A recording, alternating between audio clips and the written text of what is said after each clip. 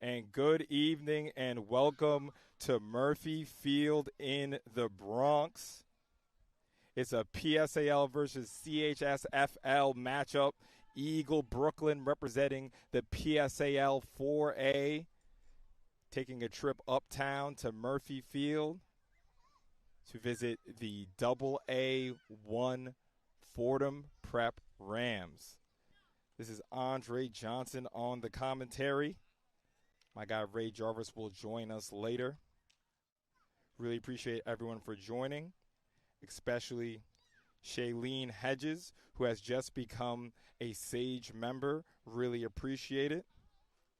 What do you get as a Sage member? Let me show you right now. If you guys look at the chat, you get custom emojis. If you're an Eagle fan, you can throw in your custom Eagle emojis in there. And if you're a Fordham Prep fan, you can throw in those custom emojis there. Not only do you get the emojis, but you get access to all of our live streams. There will be member-only live streams starting next week. So we're super excited. I see my guy Andy Photography. And as you see here in the huddle, Coach Jones with the new look Eagle Academy. It's their debut. So many people have been excited to see this new version of Eagle Academy, and so have I. You know, I've only had the privilege of seeing them at a practice or two, but there's nothing like live on a Friday night.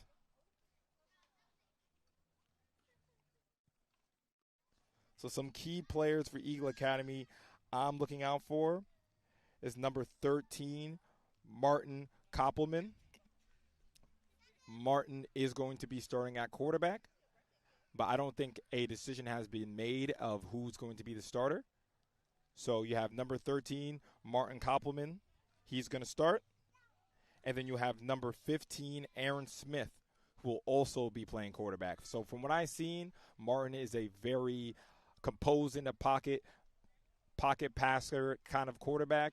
Aaron, he runs the read option a little better. He can get outside of the pocket. So the two of them still competing to see who's going to get that starting job. But regardless, you know, both of them are going to make each other better. So that's on the Eagle side for quarterback. And on the other side for Fordham Prep, you're going to have number 7, the junior, George Jackson Jr. He will be starting for Fordham Prep. He was the starter on the JV last year. So he now makes his debut on varsity. This is Fordham Prep's first game.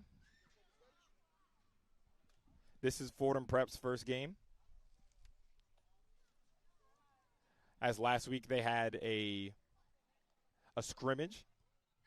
So just like I was saying before, it's so important for the quarterbacks to be playing in a live scenario, right? I said it on the podcast on Monday. You can't simulate someone trying to rip your head off. You know, you can pretend as much as you want.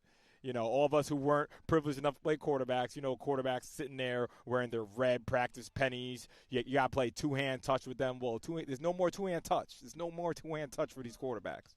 You have to now perform under pressure.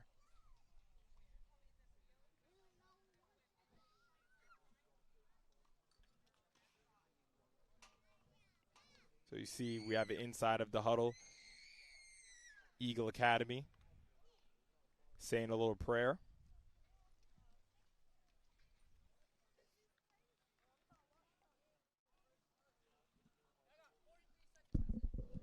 Go to YouTube.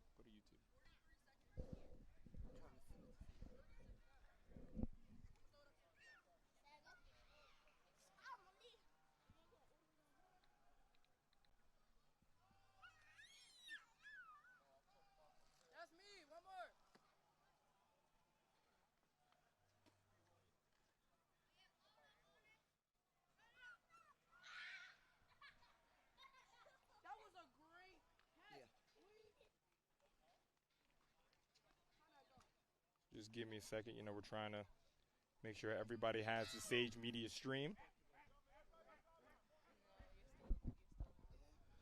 My guy Nino in the chat. So number 40. That was funny, Nino. I literally had to look and go see who 40 and 41 were, and then I see their last names. Like, oh, those are Nino's nephews. Shout out to them.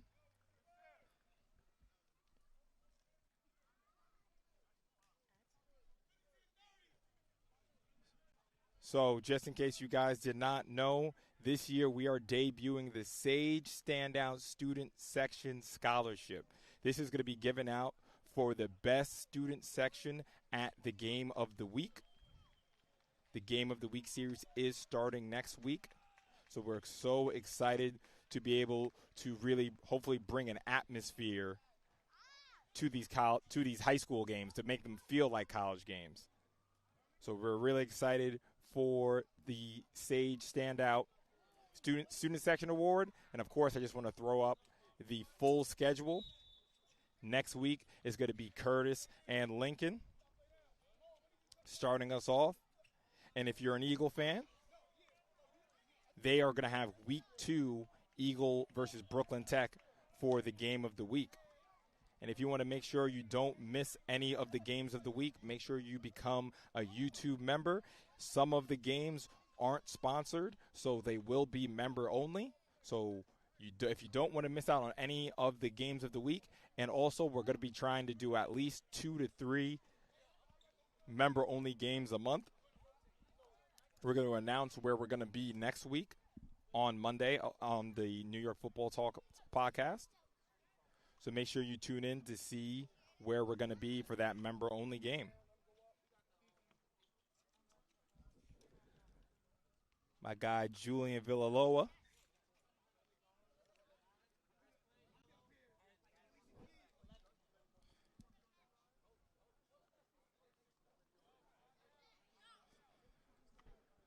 Julian, how you doing, my guy? Former Eagle Academy offensive lineman. My guy, Christian King, seeing some of his old teammates. Christian, all I'm going to say, you look good in navy blue. If you know, you know. You look good in navy blue. You know? I heard your favorite animal is a Nittany lion. That's what I heard. I don't know where I heard that from, but that's what I heard. Marcus McNeil Strong, how we doing, my guy? Another Eagle alum. Nice to see you. So again,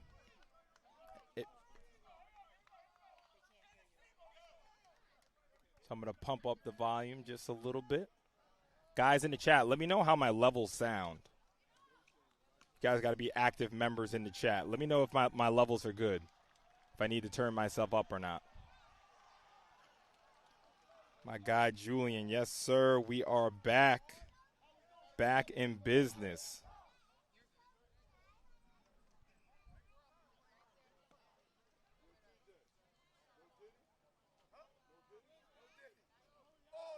Some other players that I'm really looking forward to today. I mean, there's quite a few. I'm sure you guys are really interested to see how some of these players produce. But Zaire Schulters, really excited to see Zaza today. Kavion Robinson, he's going to be wearing number 0. He's going to be one of the keys for Eagle Academy in the middle of that defense at the linebacker position, along with Beatty Joy. And Eagles deep threat, Juvens Lindors. They call him Juju in the streets. Really excited to see how number 1 Juju performs today. I think that's one of the receivers I'm the most excited to see. And, of course, you have number 12, C.J. McCracken. You saw what he did during the Battle of the Floss with that game-winning catch.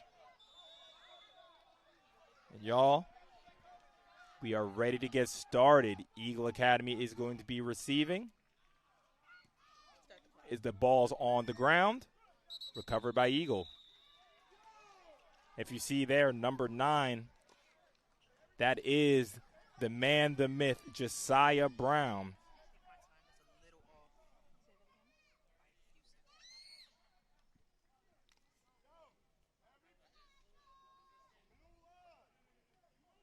So it's going to be 1st and 10.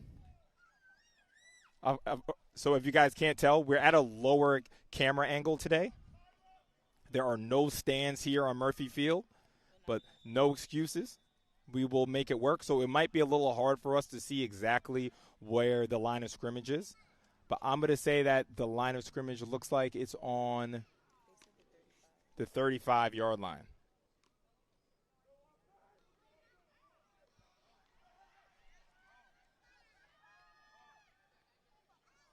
Eagles coming out, 4 wide receivers. Empty the backfield, throw it out to the flat. It's a good gain. That is number 8, Tyler Grayson.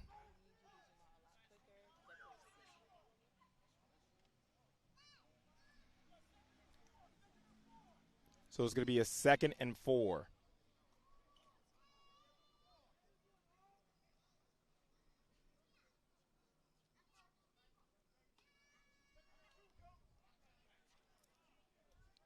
Three receivers to the right.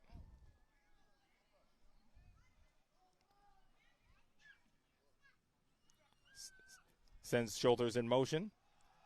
Hands it off. Big lane up the right sideline. Is anyone going to catch him? Gets a block. One man to beat. All the way down to the 10-yard line. That's Tyler Grayson.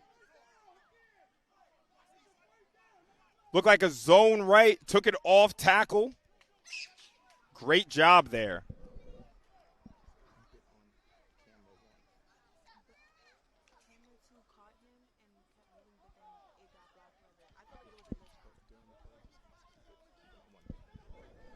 So, unfortunately, there is a holding penalty on that play.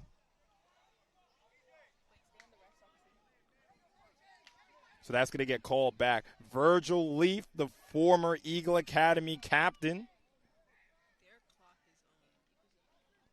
Nice to see you in the chat, my guy. Hope everything is going well. Again, guys, become Sage members so you can use the custom emojis.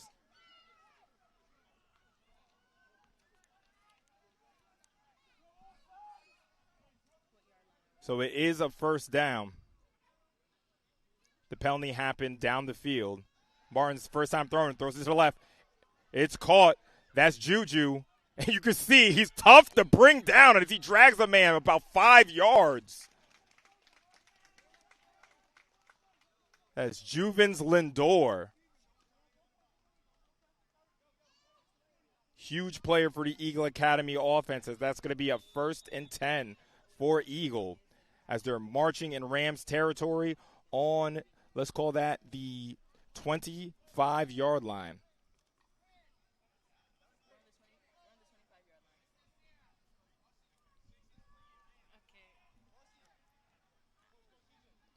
So Tyler in the backfield, changing the play.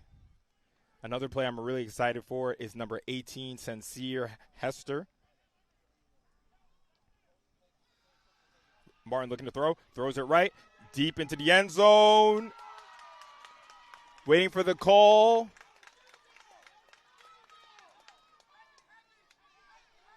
And it's going to be incomplete.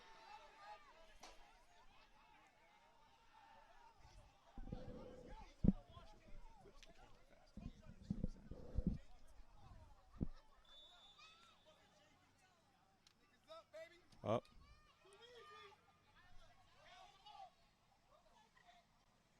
So excuse me on that. I missed that call. It's our first game, so we're warming up a bit. So it looked like that ball was caught by Josiah Brown on about the 1-yard line.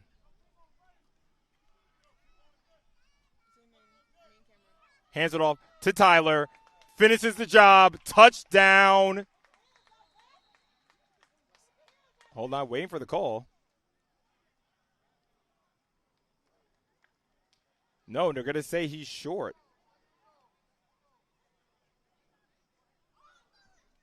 So, again, we're warming up a bit. Obviously, we have not the most ideal camera angle. But like I said, we got to work with what we got, man. We got to deliver the game to the people, man. So it's going to be a 2nd and goal. Ball has to be on the inch-yard line.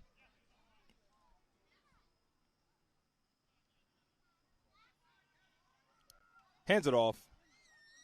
Is he in this time? He is. Touchdown, Eagle Academy. Get one on the board for Tyler Grayson.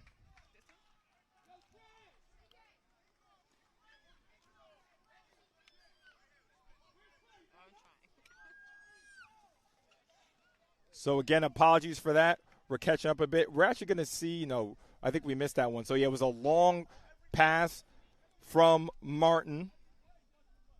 Mr. Compliment to number 9, Josiah Brown. Josiah Brown is playing wide receiver. We're going to see him at defense as well. We're also going to see Martin kicking as well.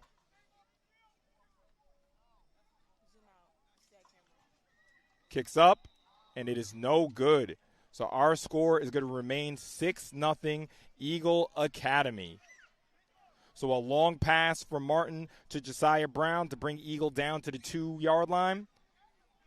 And Tyler Grayson, they call back his long run, but he's able to pay off at the end.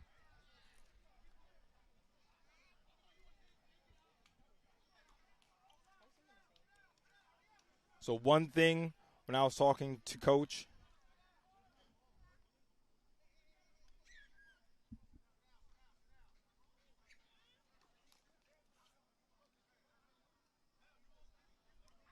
Coach Pat right before the game, he said that one of the challenges for his team is going to be this Eagle, containing these Eagle wide receivers. It's not a secret anymore. This Eagle team was tearing it up in the 7-on-7 circuit. And from what I've seen, they are being able to translate it to real football. When you have receivers like Juju, Zaire can play receiver, Travis Harris can play receiver. We haven't even seen number 12, CJ, get featured yet. We saw Josiah Brown at receiver. Eagle is looking to have one of the best units in the whole PSAL. When I think of the best units right now, of course, you think the Curtis defensive line, the E-Hall linebackers. And I do think about the Eagle wide receivers. That's a good tackle.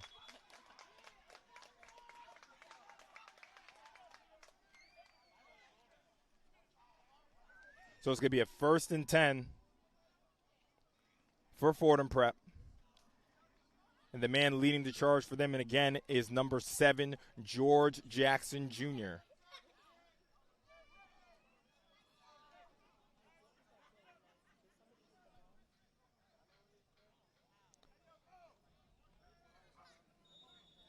Fordham Prep was a team that made it to the semifinals last year. They actually beat the eventual champion, St. Joe's by the Sea. And they're going to start out with trips to the left. The key matchup in this game is the battle in the trenches. Throws it out quickly.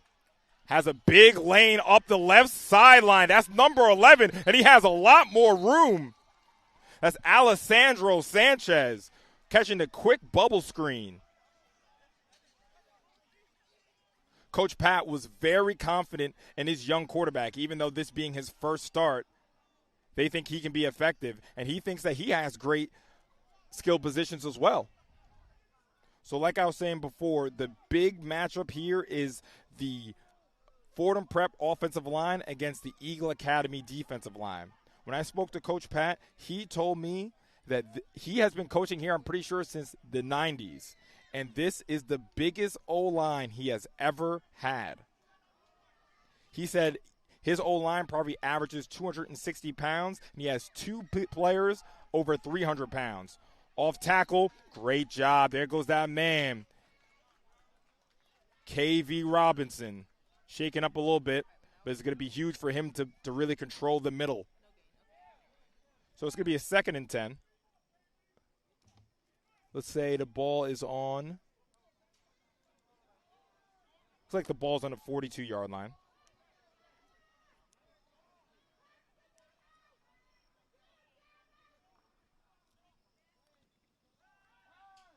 Throws another quick route.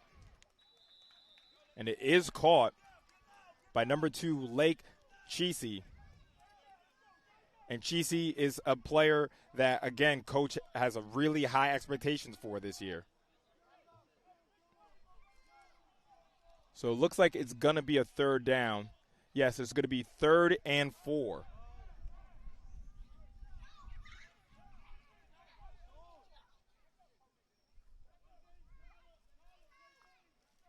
Fordham going with no huddle.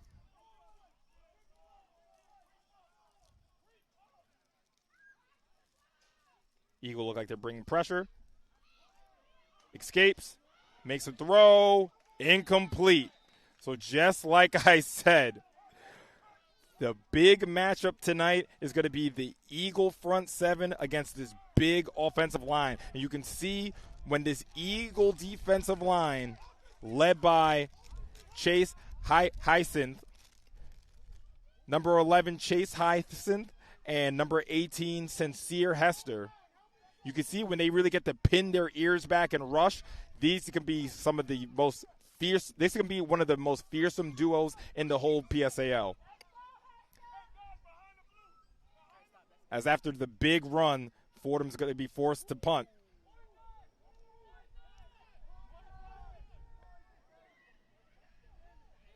And there's a flag. Not sure what the flag is for.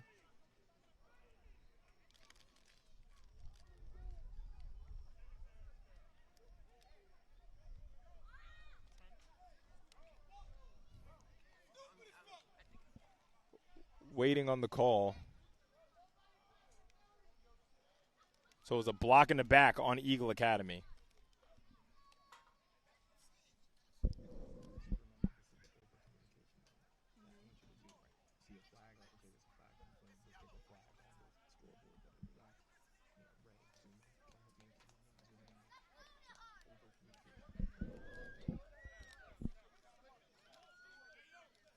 Make sure you guys stay active in the chat.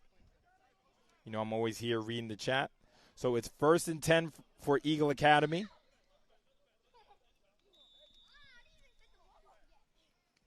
Looks like the ball's on the 15-yard line. It's definitely an estimate. So it's still Martin in at quarterback. Zaza in the backfield with him.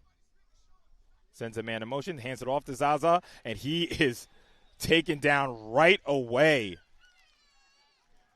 That's number 44, Dylan Saldino.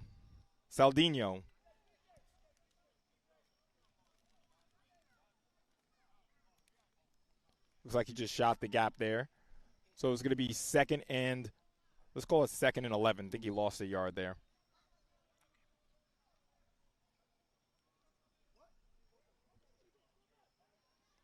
So everyone knows about Zaza's big play potential.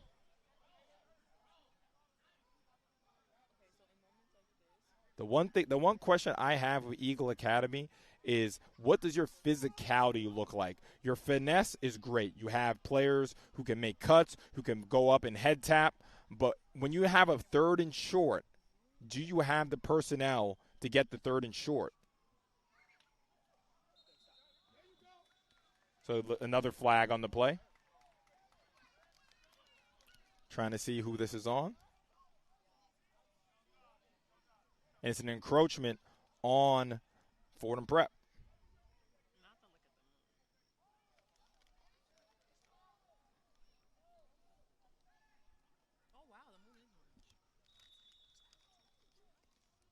So it's going to be a 2nd and 6.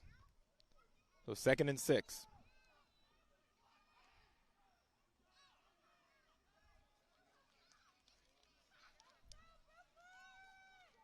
Zaza in the backfield.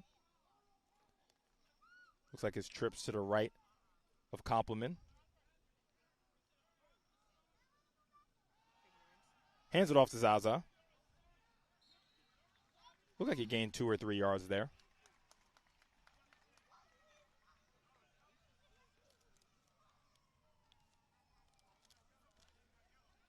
So one thing I really like about Martin is how in control of the offense he is. He definitely brings like a calming presence to the Eagle Academy. And you can see here as we get an insight of the huddle, this is not a small Eagle Academy team. Shouts to number 56. Darryl Greenwood. So it's a third down. I can't see the yard marker, but I'm going to say it's third and short. Hands it off. Makes a man miss. And that's what I was saying. It's something about those shoulders, man. It's something about those shoulders. You have Jamal shoulders, Tajay shoulders, and now Zaire shoulders. In his second year, you can see how he can really make a man miss.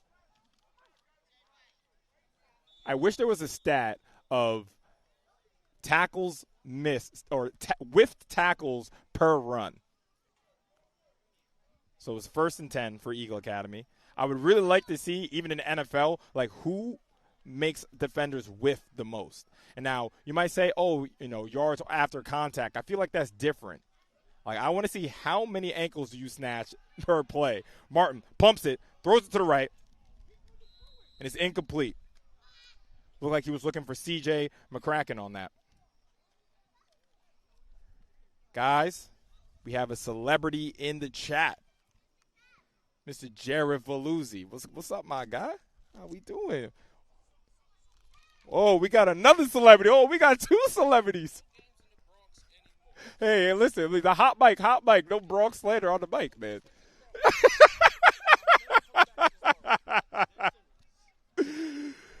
That's a guy, Ray Jarvis, making his way, about to make his grand entrance. 2nd and 10. Hands off to Zaza. Again, makes a player miss.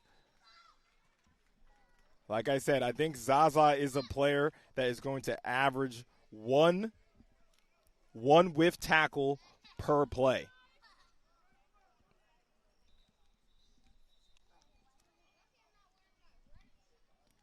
So there's an injured player.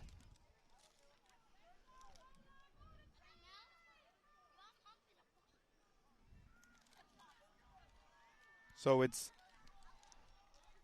to say it's 3rd down. No, it's still 2nd down. Excuse me. Nope. It's 3rd down. Throws it out to Juju. He has just enough for a 1st down, but there is a flag on the play.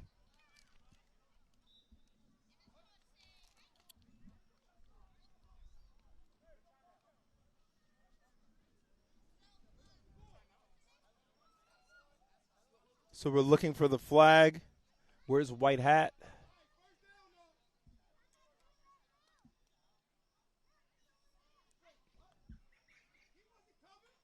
So we're not sure. Maybe ineligible man downfield.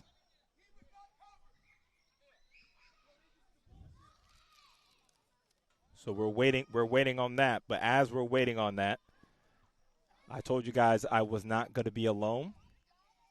He's here from Brooklyn with massive respect for the Bronx, the borough of the Bronx. The man, the myth, Ray Jarvis. What's going on, my guy? Much love to the Bronx. But y'all are deep for your boy. Andre, what's the word, man? It's good to be back with the Sage team for the football season. How's everything? Oh, man. I'm so excited for this team, for this season. And this Eagle Academy team, I think they're going to be very exciting this year, Ray. They're going to play a brand of football that you're going to like a lot. Okay. Martin looks to throw the screen, and a miscommunication.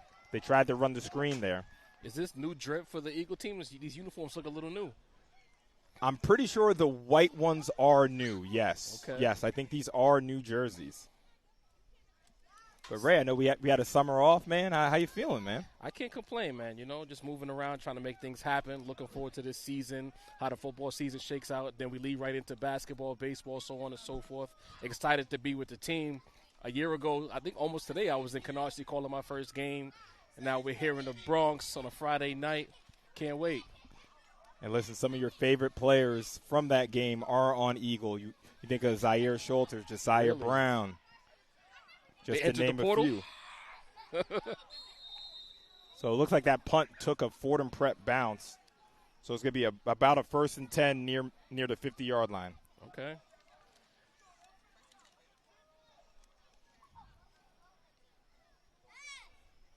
So, yeah, it's definitely a new-look Eagle Academy team, a lot of new players. They're going to play a more expansive brand of football, That's especially what I wanna compared hear. to last season. That's what was promised. Okay. That's what was promised, Well, right? we have an inside source at the offensive coordinator position who made a lot of promises in the offseason, and I look forward to that. I don't want to see 3rd and 9 dives. I want to see some spread. I want to see some air attack. And here, air attack from Fordham Prep. Pressure in his face, and he can't escape it. Too many people to credit. Great job by the Eagle front, collapsing the offensive line of Fordham Prep, giving them no shot during that rep. And one player I like a lot, especially in the scrimmages I saw, was number 56, Daryl Gatewood. Good job there by Gatewood, getting a strong push. A lot of times football games are won in the trenches. If you can dominate the line of scrimmage, you have a great chance of dominating the game. So it's called a second and 12.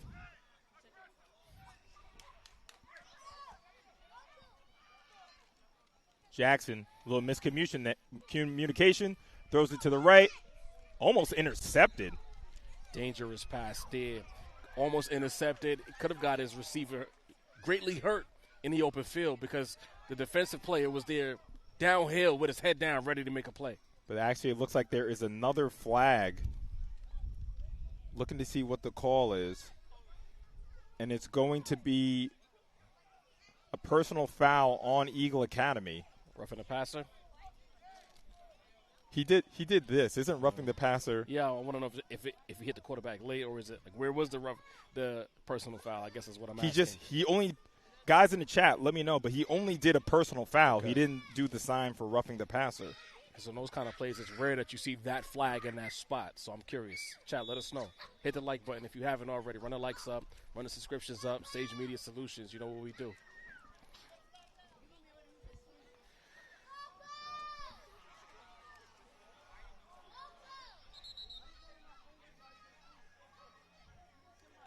So huge big up to Daryl.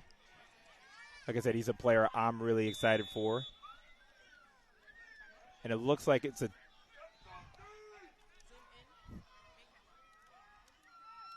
So it's a 1st and 10 for the Rams. Sprint out right. Pressure He's by being Eagle. pursued, able to throw it, and it's caught. Great poise there to avoid the rush. Roll out of the pocket and throw a strike to his tight end. Strong pass play there by Fordham Prep to move the ball down the field.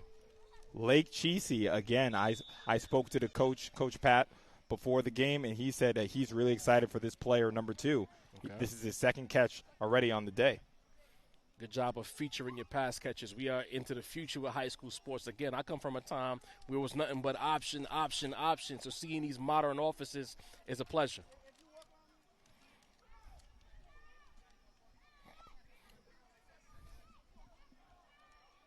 So it's a 1st and 10 for Fordham, marching into Eagle Academy territory. False starter against Fordham. Looks like there's a flag on the play. So again, Molly, I see you in the chat. Again, there are literally no stands anywhere to be found here. So we're working with the camera angles the best we can. I got the camera on the table. It's on some bed risers. I'm trying the best I can here. Listen, this is a unique setup at Fordham. Part of the reason why I couldn't find you guys, where I thought the game was a college soccer game on the opposite side of the campus. So it's a 1st and 15. About 1:40 on the clock. Well-paced first quarter, in fact. Hands it off. Wow. Eagle defense up to the test, once again dominating the line of scrimmage, and in fact, this time collapsing that line, pushing Fordham Prep back for a couple of yards. And that's number 11, Chase Hyacinth. Hyacinth has been very active since I got here, Andre. And the combination of Chase, number 11, and Sincere Hester, number 18, it could be one of the best defensive line pairings in the whole league. One thing I can tell you just on eye test alone, this Eagle team kind of reminds me of that South Shore team up front now. It's a lot of size here. Before they looked undersized in the trenches. Seems like they've rectified some of those issues by getting much bigger on the line. Absolutely. So it's going to be a 2nd down here. Jackson looking left. Pressure. Escapes the pressure, makes the throw. Just a little bit ahead of number 3, Nicholas Monaco. More pressure once again. The quarterback for Fordham Prep completely under duress, has about a second and a half to make a decision, to make a throw, or get out of the pocket. And one thing I love about George Jackson Jr., he's able to feel the pressure and escape it. Only taken 1 sack. I've seen him escape the pocket from the right. I've seen him step up into the pocket. This is his first time starting on the varsity, and I'm liking what I'm seeing from the young quarterback for Fordham Prep. Great activity. He has good feet, and he has a good feel for the pocket. He's not standing there like a statue. He knows that he has about a second and a half to maybe 2 to make a decision, and he's getting after it. So it's 3rd down for the Rams here. It'd be big for Eagle Academy to be able to get off the field as we're 31 seconds left in this 3rd quarter. Throws it left. It's caught, but he's tackled right away. Again, there goes that man again. Eagle defense up to the task. Great pursuit to the football. Guys played their zone, stayed disciplined, catch and a tackle. No yak.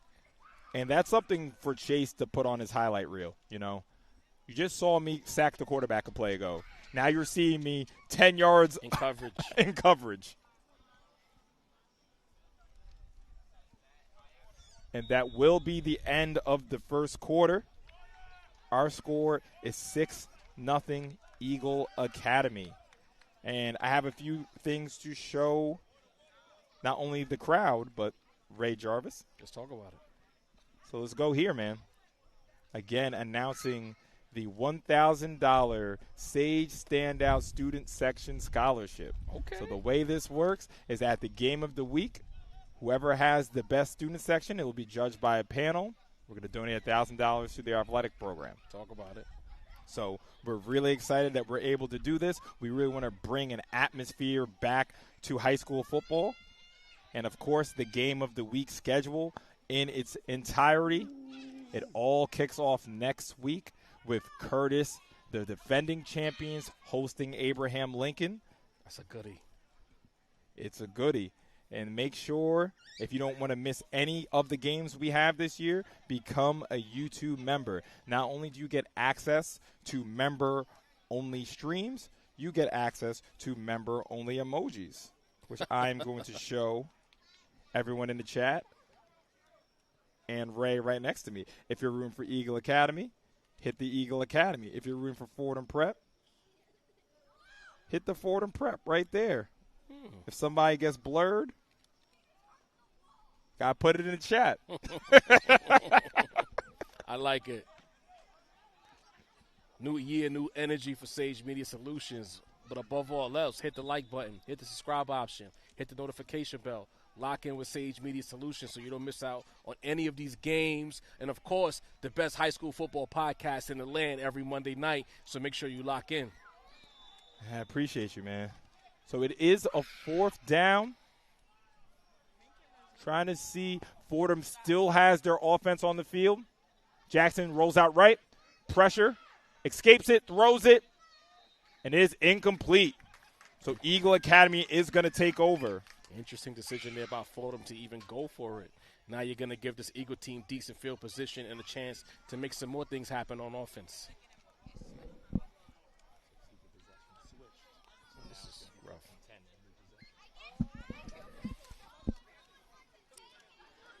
So, Ray, talk to me. I've only been here for a drive.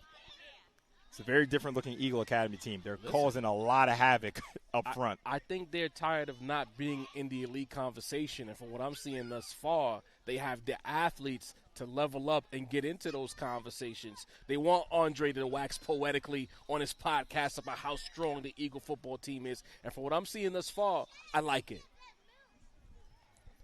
Yeah, it's a strong start. Again, this is a Fordham Prep team. They're in the Catholic AA1 division. They were in the semifinals. They actually did beat the eventual champions, St. Joe's by the Sea, earlier in the regular season. So this is a very competent team. And again, when I spoke to Coach from Fordham Prep, he said that he's been here since the 90s, and this is the biggest offensive line he's ever had. Wow. Averaging about 260 pounds, 2 players at over 300 pounds. I like the fact that neither team has scheduled tomato cans to start the year. Both teams want to measure themselves and test themselves against quality competition to see where they'll land throughout the season. Yeah, I think it's a great test for both teams. We have a 1st and 10. Now in at quarterback is number 15, Aaron Smith. Okay. Sends a man in motion. Hands it off. And he stopped. Aaron Smith. Tell me a little bit about Smith, Andre. So Aaron Smith, new player here. So the 2 quarterbacks are number 13, Martin Koppelman, and number 15, Aaron Smith. I would say Martin is more of the pocket passer. He can throw the ball down the field with a little more accuracy. Aaron Smith, much more athletic, can run a read option very well, but he can also throw the ball as well. So it's a healthy competition to see who gets the starting spot. Kind of like what they had at E-Hall, where you had 2 quarterbacks that brought 2 different kind of variables to the table on offense. Yes, I think that they are the 2 quarterbacks for E-Hall were very on opposite ends of the spectrum. Right. I think the 2 of them are kind of more in the center as far as skill sets. 2nd down, Aaron throws it to the right. Now, Juju, tall guy, 6'3". So if you throw it high, you throw it really high. His name is Juju, not Go-Go Gadget. You gotta make it catchable for him, okay? Set your feet next time and drive the pass. I was a bit of a lob. You want to put a little more zip on that. This is why this guy gets paid the big bucks, man. He said he's not expecting Gadget. Come on, man. Listen, I'm going to be nice this year. I've learned this year. I'm just going to call the action with a little bit of, comedy, peace, As our producer looks back at him. Shout out to the Princess Zoe. We back at it again. This is the 3rd down. 3rd and 10 for Eagle Academy. And it's going to be a timeout, Eagle. Shout out to my guy, Dutra. In the chat. And another huge shout out to my guy Lyle in the chat as well. I didn't get to shout you out before.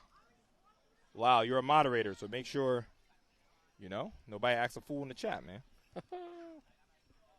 But we know, if you act out with the chat, the kibosh will happen. Andre not going for it. The one thing I'm really happy with, because you might think, oh, my God, there's how many people are watching right now? Just under 200 people watching, live chats could be crazy. No, I feel like everyone has a certain respect for the platform. We've had incidents here and there, but I feel like we have cultivated a good community. Yeah, for sure. The more that you do this, the more people read the room and understand what type of energy to bring to the chat, which is a good thing. Absolutely, man. So it's going to be a 3rd and 10. Again, this is Aaron Smith's first time at quarterback in for the day.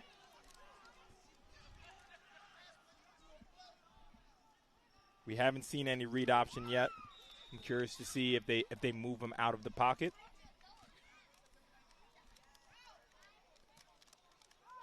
Like 2 receivers to his left.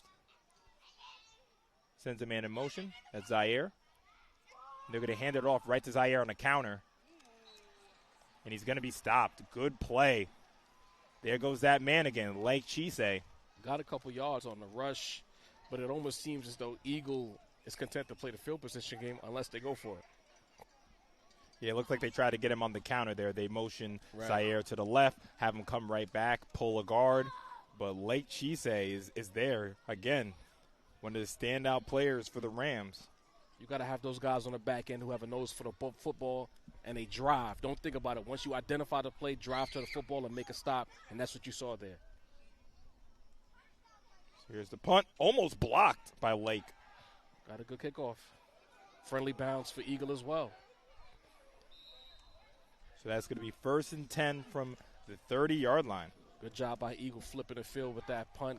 Under duress, no less. Now the Eagle defense will come and stand up once again.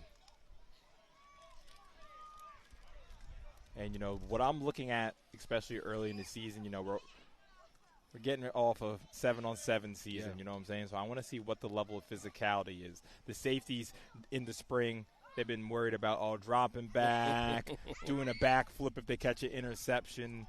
Now, here's the lane. You need to come fill that lane now. It's time to get dirty. Lane recognition, gap responsibilities, keep contained, and drive to the football. That's what wins. And these are all things you can't replicate in 7-on-7. At all. So here's George Jackson Jr. under center, pretty sure for the first time today. Hands it off. Nice lane, makes a man miss. That was a very good run from Luke McKay. Put his foot in his ground, went upfield, made a man miss, strong run. That's what you want first downs to look like on offense. You want to get at least 5 to 6 yards on the first down. It makes you unpredictable on second and third, and you can advance and completely open up the playbook. So it's going to be a 2nd and 1. Ball's on the 39-yard line.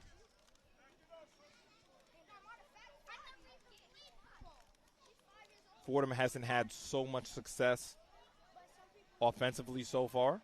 They did have one long bubble screen.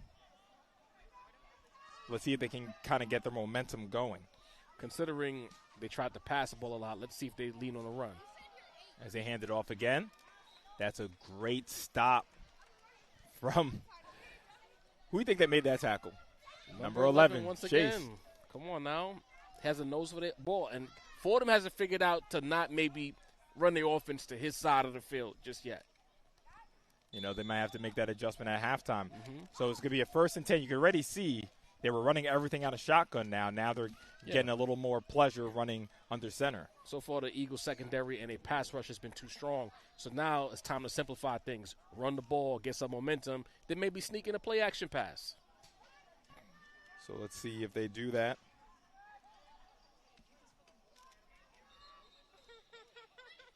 As there's a – let's see if it's a timeout or if it's a penalty.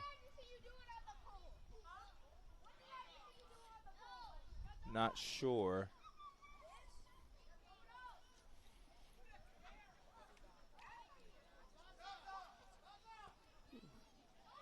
Kind of waiting on the call here. Not sure what the whistle was for. Either a false start or offsides. In that window is usually what the call is, or maybe there's some confusion in general, and there's no flag.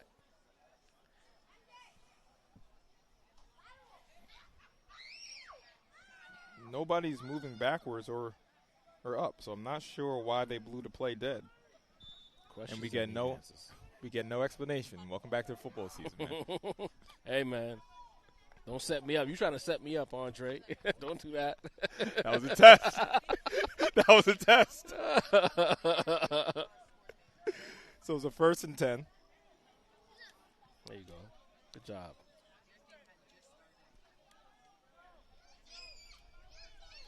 All right, quick reset, 1st and 10. It was moving at a good pace. That kind of just well, you know, put the handbrake on. Well, when you don't get a call and it's a no call and we just have a stoppage in the action, shoulder shrug. Hands it off again. Big shot there. Big tackle. Good job there, not allowing the running back to get to the second level with a ferocious hit.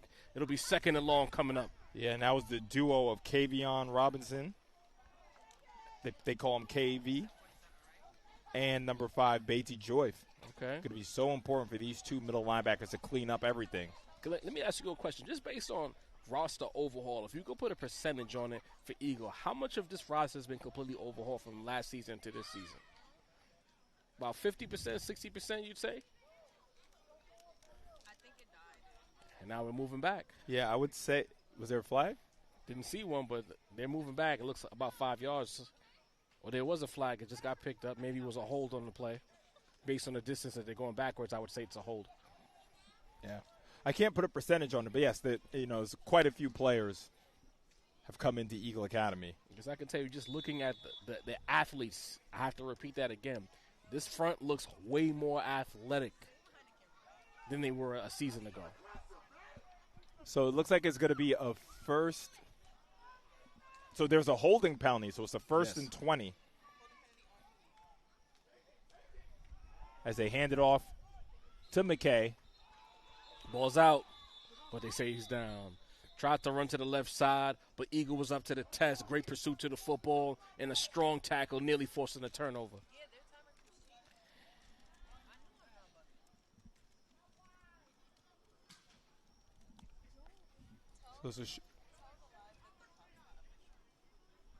So just a reminder, of course, the clock on the screen is not the official clock. doing our best to keep up.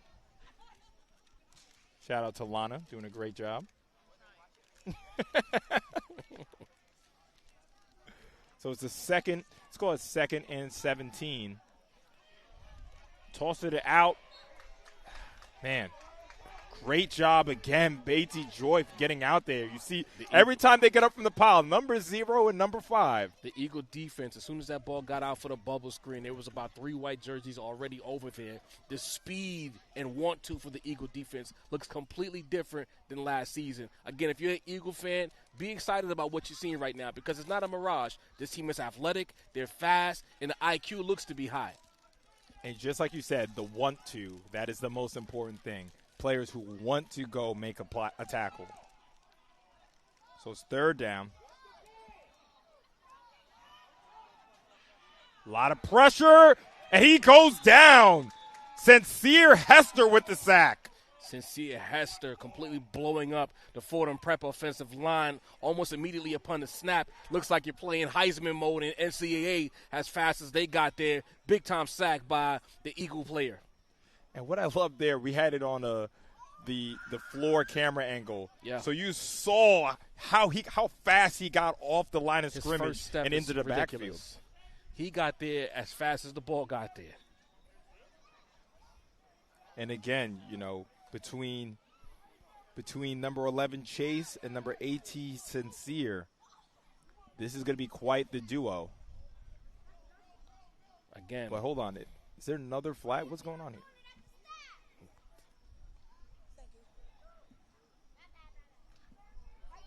Did we see a flag? I'm not 100% sure, but the clock is running. We all saw him get sacked just now, right? Yeah, but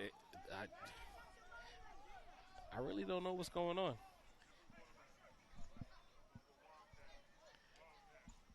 QT-NA. So, yeah, really not sure what happened on that play just now.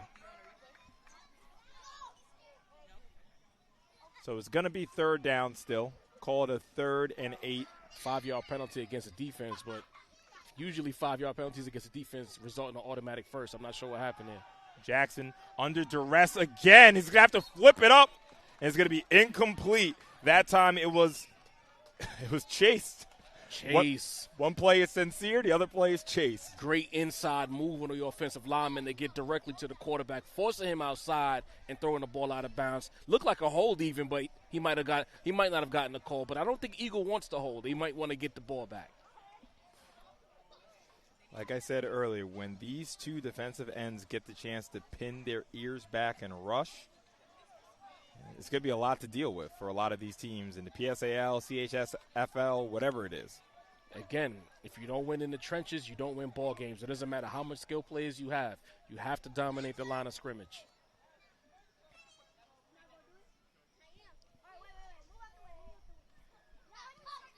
Punt is off. It's a good punt. Angles it. And it is going to be fielded. Looks like that's Tyler Grayson. Still on his feet. Good job there by Grayson trying to make something happen, but he looked like at a certain point he was holding the ball like a loaf of bread. You got to protect the ball, and now we have a flag on the play.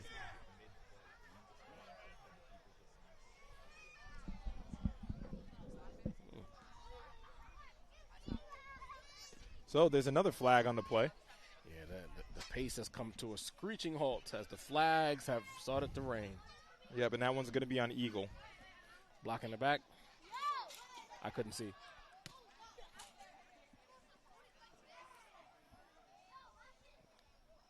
So shout out to Fordham Prep for allowing us to do the live stream here, the beautiful Murphy Field. Oh, yeah. I would say, bleachers aside, this is one of the best looking fields we've been at. The turf is really solid. It's tight. It's not like, bunchy in areas. You can tell the budget is up for this field. Yeah, and have you ever seen the Coffee Field, their main field where the university plays? I don't come to this borough, man. This is my first time at Fordham. I drive past the Bronx more than I'm in the Bronx. Put it like that. I lost a football game on that field. Man. Shed a tear that day on Real TV. Tears? On TV. Come on, Trey. But then again, you get emotional. I think our first game we worked together, you was in the booth losing your mind. No, the first Eagle game. Off mic, of course. Off mic. I was like, oh, this guy loves football. That's Aaron still at quarterback, and he goes down there. Big number. Did they throw another flag? My You saw goodness. he just pump faked? Great pursuit by Fordham. Not giving the quarterback a chance to extend the play and make something happen. Looks like Fordham kind of sleptwalked early on, and now they're starting to wake up on both sides of the ball a bit. That was Pierce Brogdon on the sack. But, yeah, the ref literally had the flag. He pump faked me. That's why he messed up my call. Maybe it was a ticky-tack situation. Well, I could call it, but I don't need to call it. No, so it's gonna be second down, about a 2nd and 12.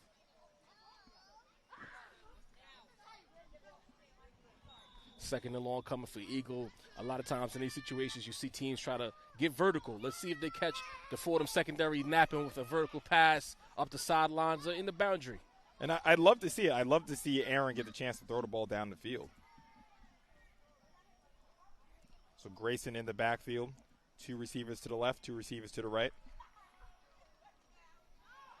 Looking to throw. Throws it deep.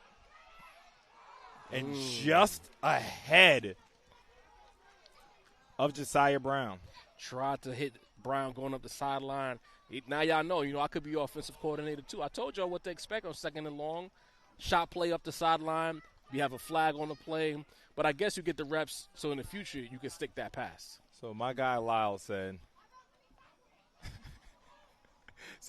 you be in Miami more than the Bronx, just like Coach Mack. No, funny.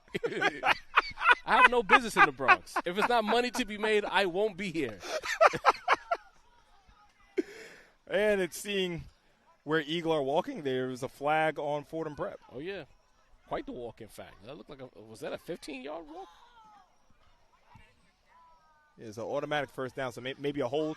I did see Josiah kind of look like he was stumbling out of his route, so maybe they put hands on him. Because the amount of yardage on that, it looks like an OPI. Yeah. So 1st and 10 for Eagle Academy now. DPI, pardon me. 24 seconds away from the 4-minute warning. Grayson in the backfield.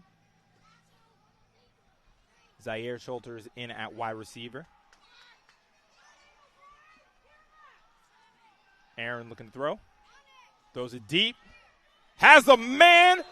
Almost came down with it. Juju. Once again, trying to use the height of Juju to their advantage. Just out of the reach. But I like the mentality Eagle has offensively with the play calling so far. This particular series. Listen, if you've watched Eagle, you understand why me and Ray have a slight little smile, slight little grin, seeing them taking shots on first down. This is what we want to see. That's what the people want. Oh, yeah. It's 2025, not 1995, man.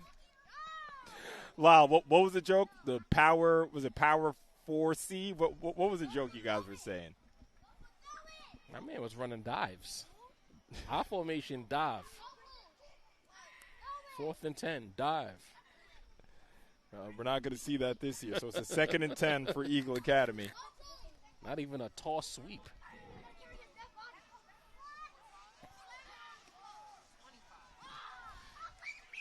Might be a good time to call a draw play here if you're Eagle, and they do hand it off. Makes one miss. Is he still on his feet? No, can't get away. Great pursuit by Fordham. He tried to bounce it to the outside after the inside run wasn't there, but Fordham was up to the test.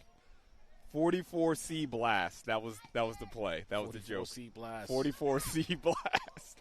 I guess the joke was when the quarterback came back to the play. 44C blast. Yeah, how'd you know? Yeah. So it's the 3rd down for Eagles. Call it a 3rd and 7. Zaire gained about 3 yards on that run. Is it on 1 or on 2? Say it again? I said, is the play called on 1 or on 2?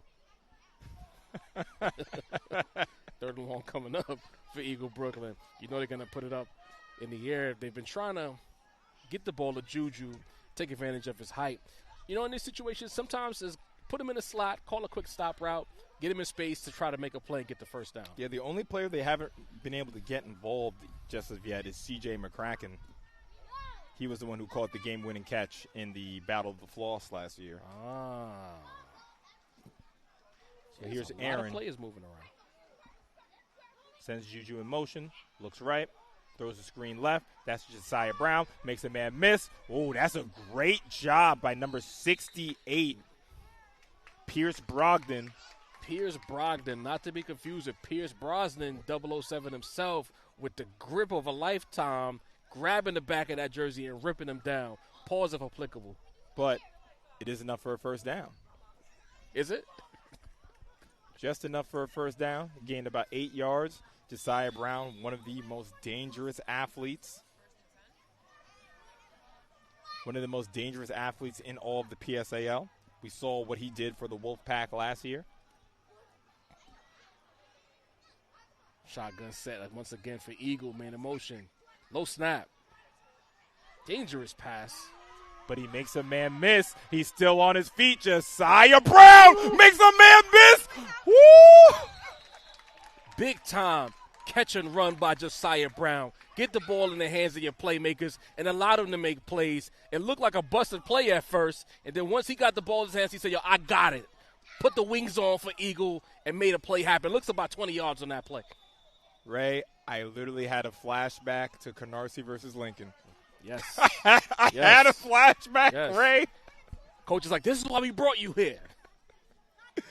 But just like I was saying, Josiah is, as you can see, he catches a bubble screen 3 yards behind the line of scrimmage, makes a man miss, hits the hole, spins off of another man, 12, 13-yard gain.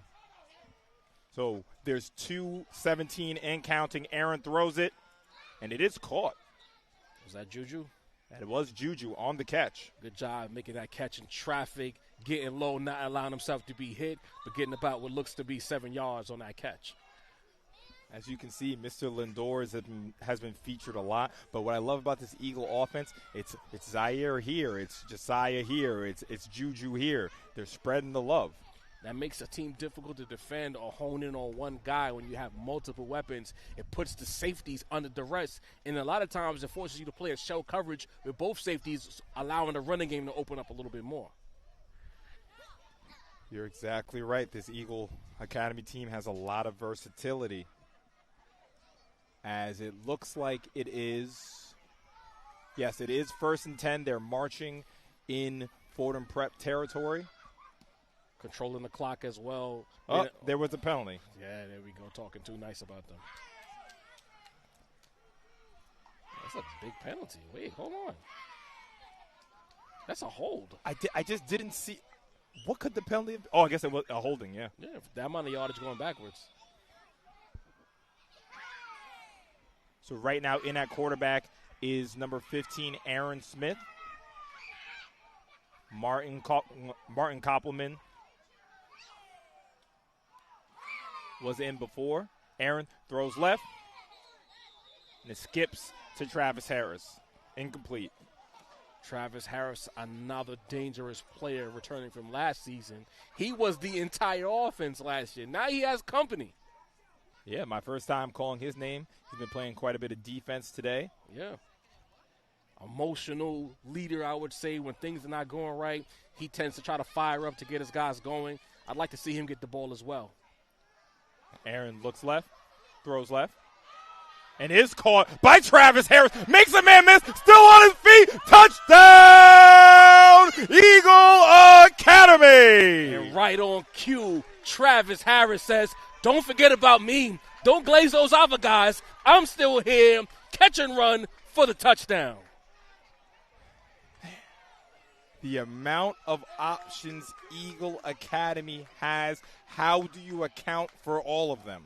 And we have to give credit to the quarterback because a lot of times a bad ball, you got to, if it's behind or two ahead, incompletion, or you can't have that catch and run. But to hit Harris in stride, allowing him to stretch the field and score that touchdown, credit to the quarterback for throwing a beautiful ball.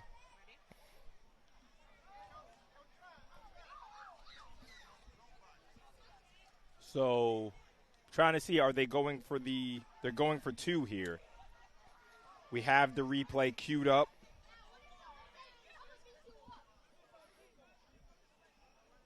So, Eagle is going for two. We'll get to the replay after this two-point attempt.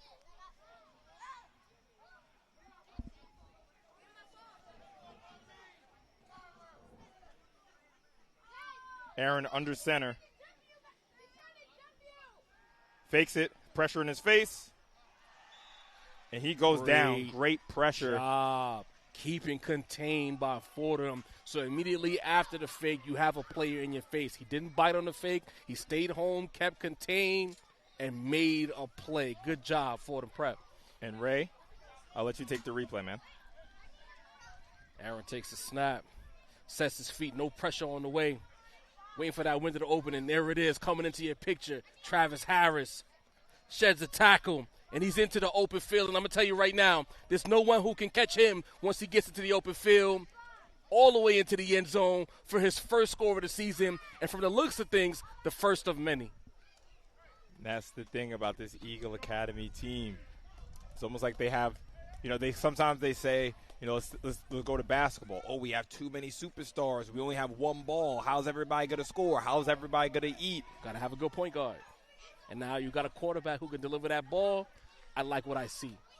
And quite frankly, in the PSAL, if your team is not built like this, you cannot compete.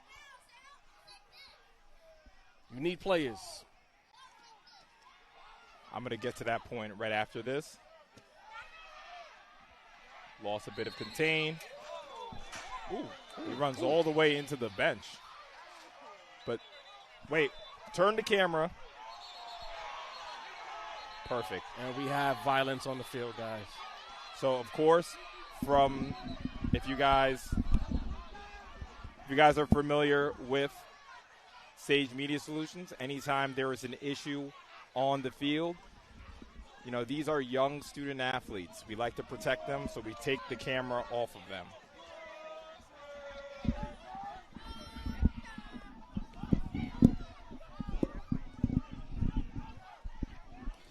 Sometimes when things don't go your way on the field, you try to change the momentum by making things shake with unsportsmanlike activities, but we don't condone that here at Sage Media Solutions whatsoever.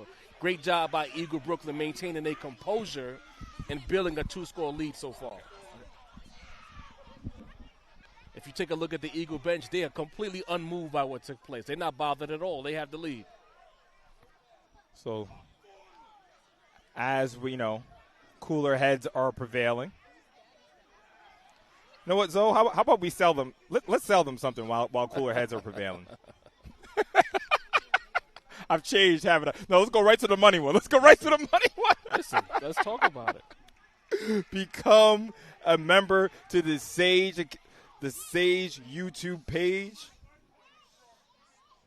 Being a member gives you access to the member-only broadcast, and it also gives you access to custom emojis. So make sure you tap into that. And, of course, the game of the week, the Sage Standout Game of the Week schedule, it begins next week with Curtis versus Lincoln. And the point I wanted to get back to what you were saying with teams being able to throw the ball, especially in the PSAL.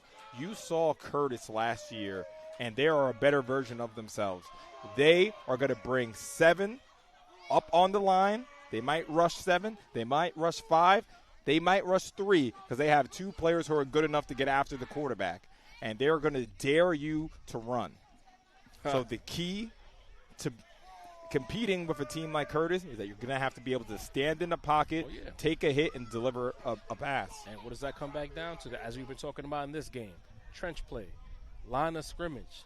What Curtis is telling you is we believe no matter what we bring, we can control the line of scrimmage, and it's up to you to push back against that. And if you can control the line of scrimmage, then you can open up your playbook and make things happen. My guy Hagen's in the chat saying he got his own custom emoji. Yo, send me the $7, Hagens. Come on, man. Support the brand.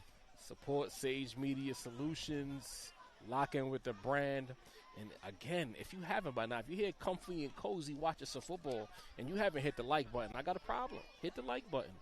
How much live do we have right now, Dre? We are at 178. So then we're supposed to have 178 likes. Hit the like button. Hit the subscribe option. Hit the notification bell. Lock in with Sage Media Solutions and lock in this football season. As I suggest or I suspect that this is going to be one for the books. There's so much talent across New York City, so much talent across the PSAL. My guy K1 Live Eagle Academy absolutely looks like a different team. And it's not just the players. You see the mentality. Yeah.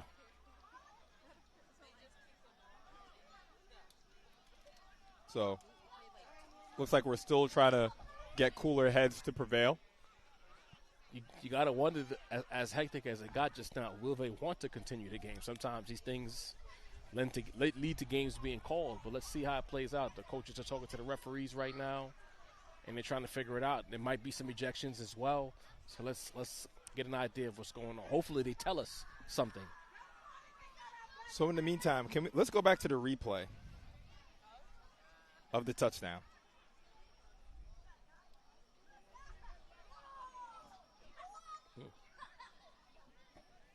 So we're just queuing that up.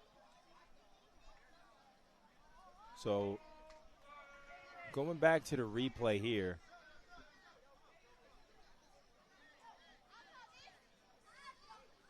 I really want to shout out the offensive line. Look at the pocket here Aaron has. He's counting the money in his pocket on this play. Good slant route, just a bit behind him. But, Travis Harris, just like you said, he has some help, less pressure on him.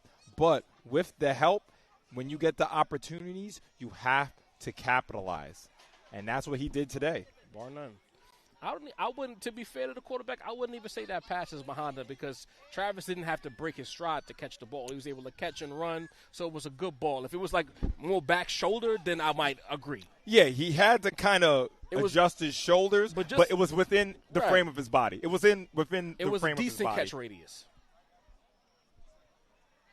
Because you don't want to lose opportunities. I saw, to take it to the NFL, they were showing the divisional round highlights with Buffalo versus Baltimore. And there were some plays that Lamar Jackson left on the field because of ball placement. So ball placement is very important to touchdowns. A lot of times fans watch football, see guy throw ball, guy catch ball. They don't think about the nuances of what shoulder the pass is landing on, what number is hitting him on, and how that can impact the play.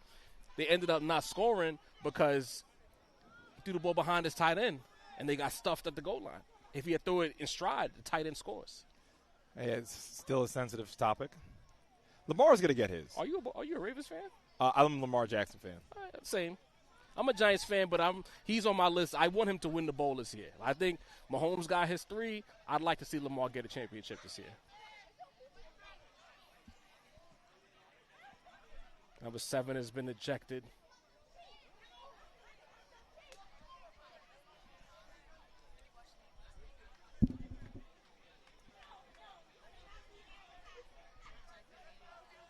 So we're looking to the sideline to see if we get some clarification of what's happening.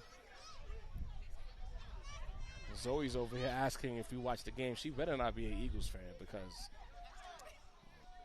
you better not be. All right.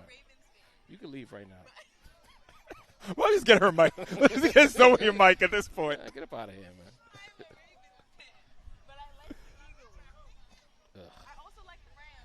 Do you have someone else? You had told me off the record that you had somebody to replace Zoe. Can you bring her in? Because this is not going to work. This is Oppie. I'm a Giant fan. We can't have this.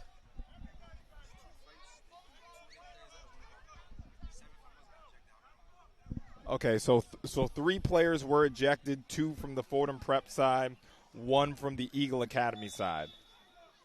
So now that the dust is settled, there's a minute 24 left on the clock. George Jackson. So 1st and 10. George looks to the middle of the field. Pressure again. He escapes it. Still being pursued. Looks down the field. And is incomplete, but there is a flag.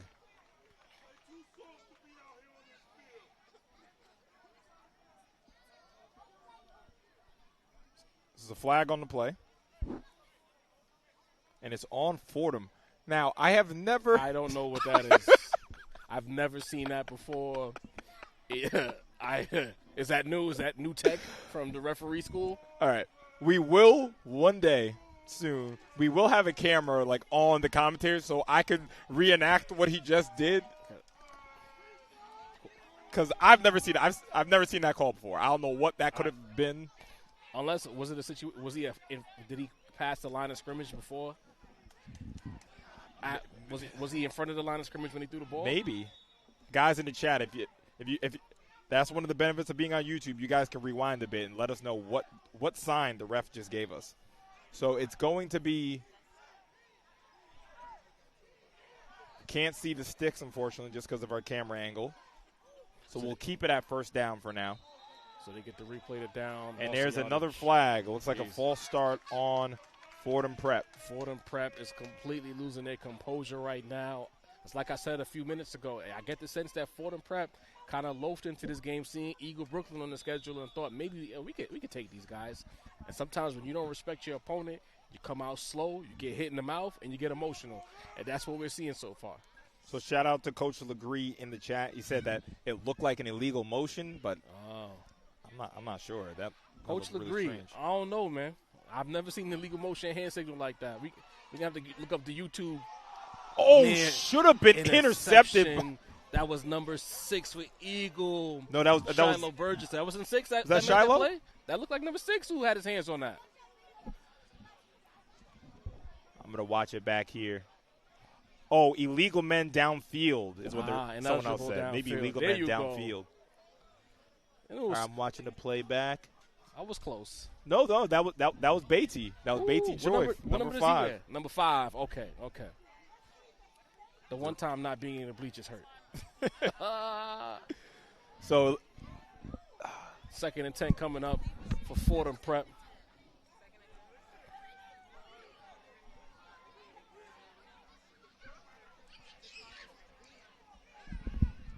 Fordham Prep looks to have a spread situation going on here. Man comes in motion. Snap, hands it off. Up the middle. Tries to push the pile.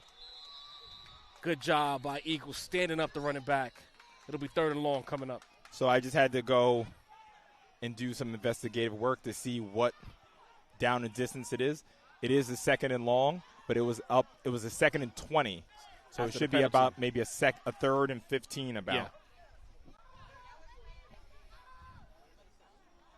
So again, here at Sage Media Solutions, we don't need a booth. We'll make it work. There's a couple of investments I think I want to have. Oh yeah. A couple of needs, we'll call it. You know how we can improve our equipment? By you guys becoming Sage members, man. Let's talk about it. Become members. And if you're watching the game right now, a little super chat, a little 5 here, a little 10 there. It all goes into the business. If you have a business you want to promote or you know someone with a business to promote, log in with Andre. He'll promote it. For the right price, he'll make your business tighter, For the right price.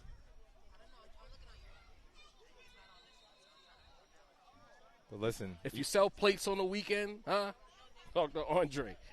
Because I just might need to pull up on you, honestly. Hello. So, Ray, how would you summarize this first half? Very physical. Eye-opening for Eagle. I think if you're a PSAL opponent, especially in their division, and you're watching this game, you're taking notes. All right, Eagle is not coming to play. This is not last year's Eagle who were a mixed bag. Some weeks good, some weeks otherwise. This is a strong Eagle team. This could be just a conservative call. Coach just want to get to the locker room. Yep.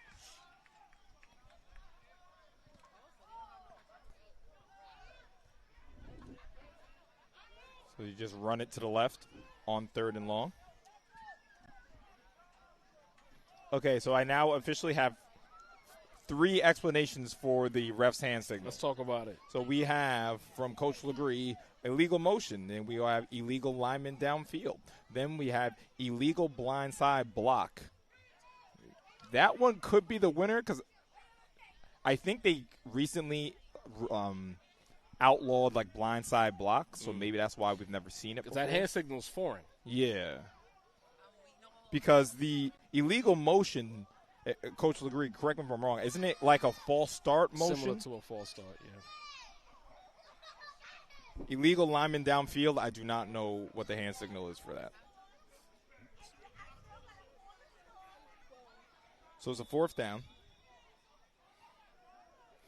Fordham Prep punting.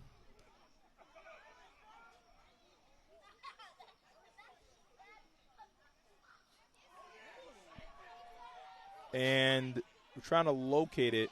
Shank It looks of like a it punt went there by Fordham Prep. Great field position coming up for Eagle to put more points on the board before halftime. and they're going to have 45 seconds to do it. 45 seconds and a dynamic offense from the looks of things. So it's going to be 1st and 10.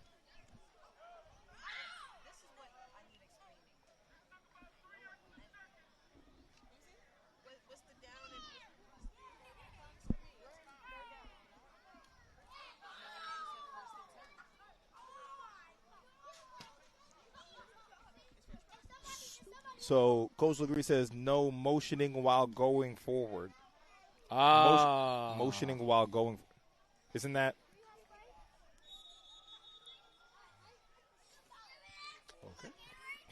Okay. Okay, maybe. I'm not sure. I've never seen that. We will go over Maybe I'll put that on TikTok or something like that. I have a TikTok now. I feel like There a you go. grandpa on TikTok, You man. said it like a grandpa. I was going to call you Gramps. Oh. That's CJ on the jet sweep.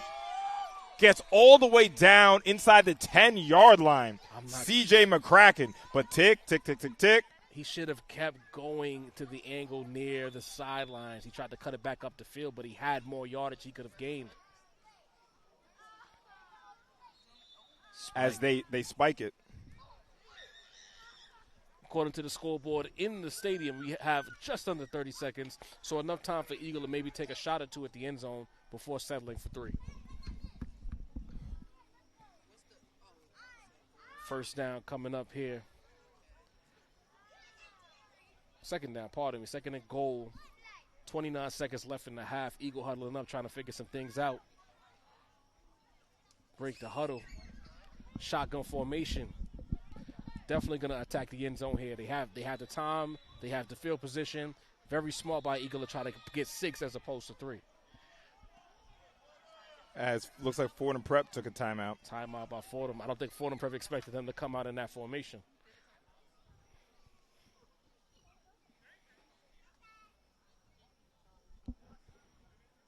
So Brian in the chat, if you want to send that to the Sage Media Instagram, I can take a look at it. Saying he has a picture from the NFHS. So now we're seeing, like I said, the only player that hasn't really gotten involved is CJ. Mm-hmm. And, again, I love the play calling. You know, maybe we can't get the ball to him in the air. Just get his hands on leather. Hand him on the jet sweep. The mind as opposed to being robotic with the play calling where it doesn't have to be formulaic. All right, if we have an athlete, it doesn't have to be one way. Let's find creative ways of getting them into action. And that's what you need. Yeah, and honestly, to talk about the 2 quarterbacks for Eagle, you know, Martin Koppelman and Aaron Smith. You know, Aaron has a touchdown. You know, Travis did a lot of the work, you know, and Martin has a long throw, has been very in command of the offense.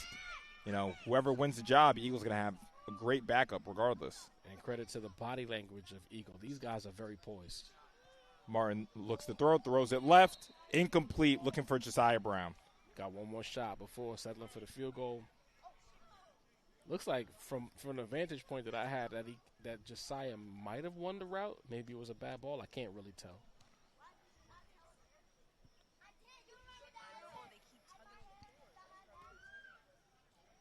So it's 3rd down.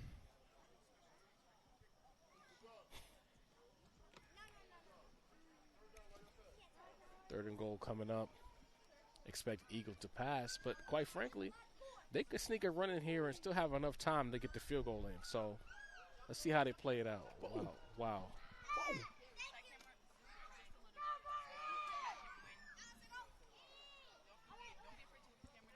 All right, he rolls right, throws the slant route. It's caught. Touchdown, Eagle Academy, Juju. Throws a strike to Juju for a touchdown. Again, great job by Eagle Brooklyn, showing a level of aggressiveness, not settling. Something that we have to now get used to, Andre.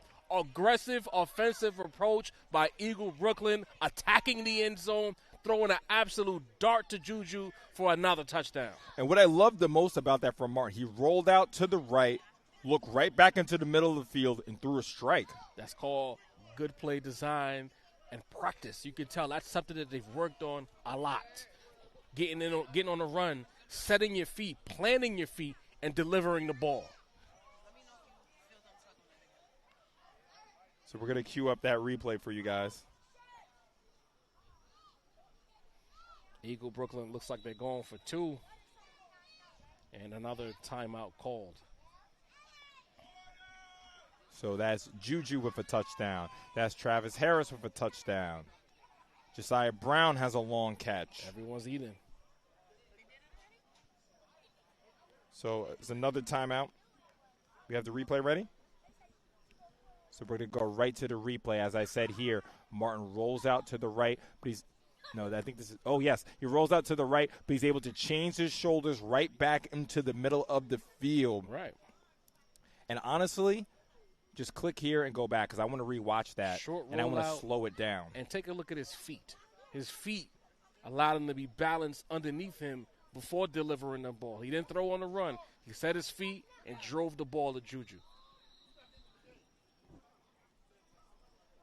So we're going to play it here. So I really want you guys to watch, just like Ray was saying, the footwork. You see, it's a straight drop back. You see his shoulders are to the right, but then he throws it right back into the middle of the field. Again, he's able to do that because of his footwork. So I'm pretty sure they had a bubble to the right, probably got the lane opened up for the slant by looking to the bubble, but because his shoulders stayed disciplined, he's able to go to the middle of the field.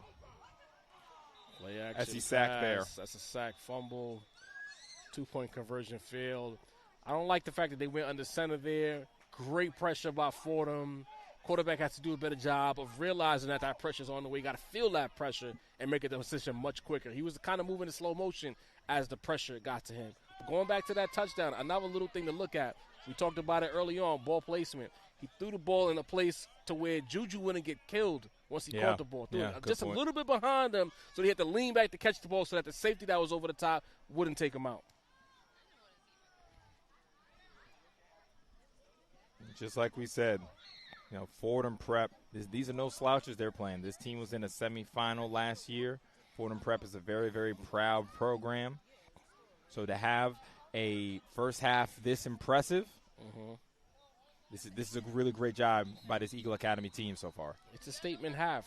I'd like to see it become a statement game.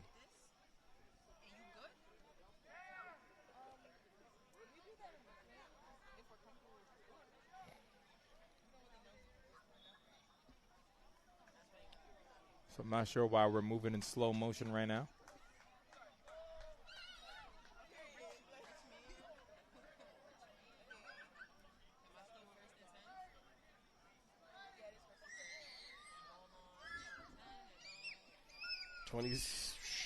Twenty seconds left in the first half. Expect Fordham to take this kickoff, line up, and take a knee and get to halftime. Yeah, and I think Fordham they saw some joy when they went under center and they were running the ball a bit, but now that you're down 3 scores, can you still play like that? Not at all. I mean, maybe you can. You have a whole half in front of you, 3 scores, but your defense has to stand up. And you see Eagle Academy has really hit a stride here, scored in their last 2 possessions. And obviously they were very fortunate because of the shanked kick. Yeah. But again, that comes with playing strong defense. You got the stop you needed to get, forcing them into shanking that punt. And then in the past where you might not have taken advantage of great field position, you have the personnel now to take care of business when you have a short field. There's 20 seconds on the clock. Just getting that adjusted.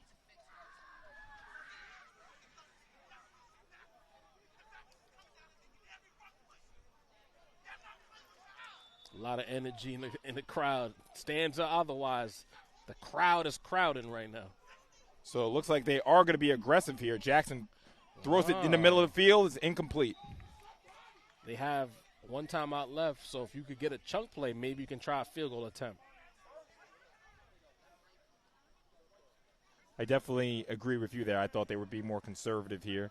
I mean, a big mistake. I mean, they're still in this game right now. 3 scores, you can make that up. If you throw a late interception here, you're in trouble. But again, it goes back to your concerns about can they play the way they want to play being down 3 scores.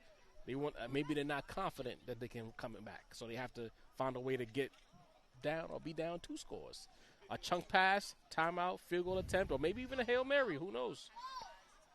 So let's see here. Jackson. Well, Jackson's under center now. Oh, okay. And he'll just take a knee. On second thought. So we will go into halftime. Our score is 18-0. Eagle Academy up over the Rams of Fordham Prep. This is Andre Johnson alongside Ray Jarvis. Make sure you guys like, subscribe, become YouTube members so you can support Sage Media. We will be back.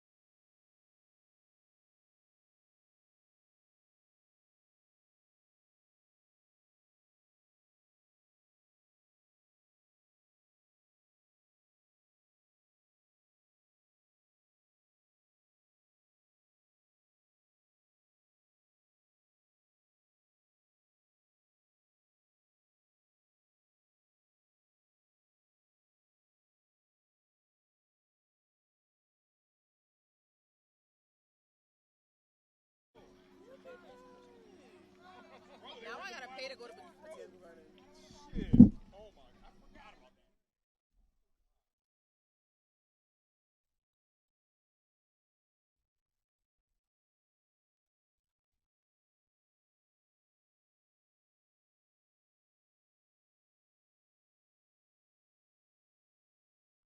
All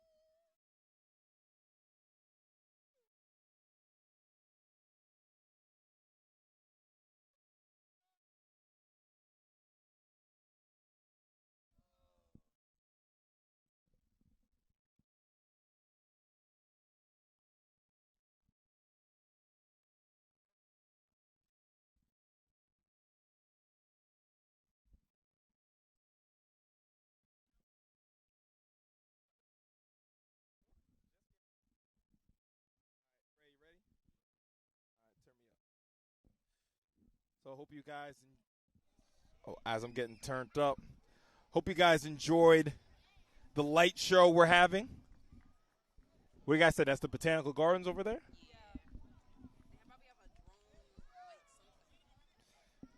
A little light show.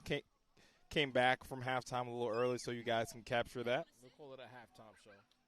Little halftime show. Why not? A little halftime show. So welcome back. This is Andre Johnson and Ray Jarvis on the call for Sage Media Solutions. Our score here is 18-0 Eagle Academy. And Ray, I asked you before, I know we were talking a little bit at halftime, but, you know, this is kind of the debut of this new Eagle Academy team. You know, what grade do you give them in that first half? The grade, I give them a B+. They had some errors, but the highs are really high to balance it out. So they're not. I was in the A performance, but definitely a B+ performance. Quarterback play looks strong. The skill players are getting active. They're getting the ball in positions to make plays, and they're making a statement against this Fordham Academy team. That was a good kick into the end zone. And hopefully you're still here in the chat. One of Ray Jarvis's favorites, one of my favorites, Tajay Schulters. Oh, yeah. The Wagner player now. Really? Nice to see you in the chat, here to support your younger brother, Zaire. Tajay Schulters, is that Wagner now? Yes, sir. Him and another one of your favorites, Rich Perkins. Get out of here. What's going on in South Shore? Yeah, Wagner got a couple of PSAL guys. Listen, I'm going to have to tune into the greatest podcast on the planet, and you're going to have to put me on. Yeah, you know who else is over there? Number 5 from Curtis, Mr. Dukes. He was the one who caught the he was the MVP of the championship game last year. Wow. Evan Dukes. So we just in the portal at the high school level. No. We're talking high school, like the college. Excuse me, the college. Oh, they moved on. Yes. See, now, because you had my eyebrows to my hairline just now. Like, what's going on? Yeah, no, the college, yeah. So all of those guys are Division I. Congratulations. D1 offers. Hey, man, stop sleeping on the PSAL. We got some athletes over here. In fact, I was just watching Hard Knocks yesterday, and I saw PSAL legend Curtis Samuel getting some love. You know, what team is he? The Bills? The Bills are on Hard Knocks? Yeah, he's a Buffalo Bill. Man, shout out to the Erasmus Hall and to Curtis Samuel, man. I see Isaiah tuning in for his nephew, Omar. So we have a second down. We're going to fix the clock for you guys in a minute. And another tackle. In on the tackle, number 9 for Eagle Academy, Josiah Brown, making his presence felt once again. From the time I got here, I've been hearing Josiah Brown's name often alongside Chase Hyacinth as well. These are the players who are going to be the impact players on defense for Eagle Brooklyn. If you want to play that trench game, you're going to have to see about number 9 or number 11.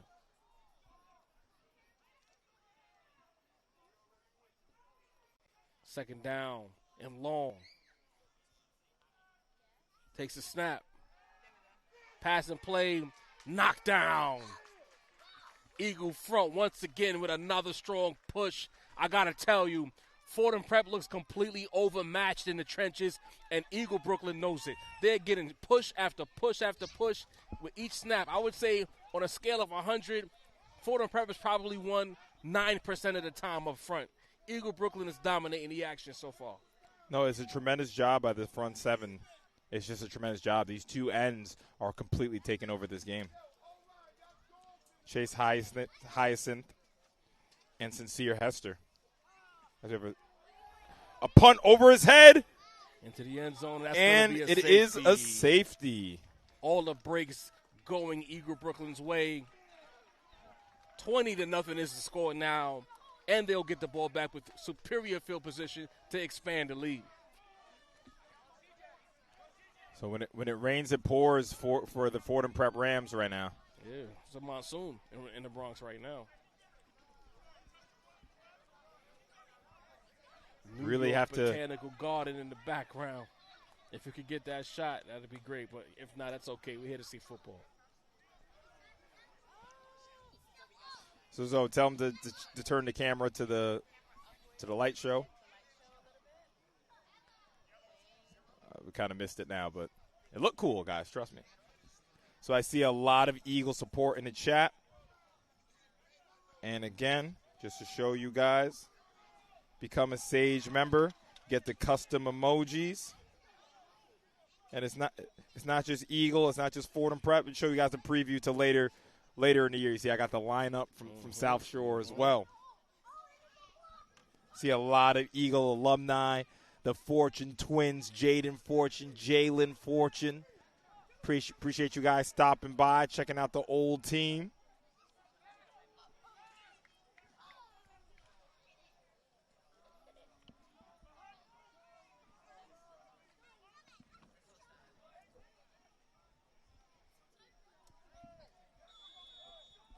That's Fordham's going to have to punt or kick it off to Eagle. They are taking forever after this safety to get this kickoff. What's going on, guys?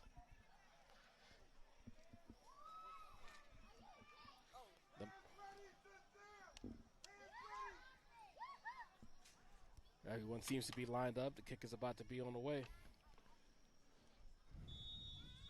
Here we go. All right, here we go.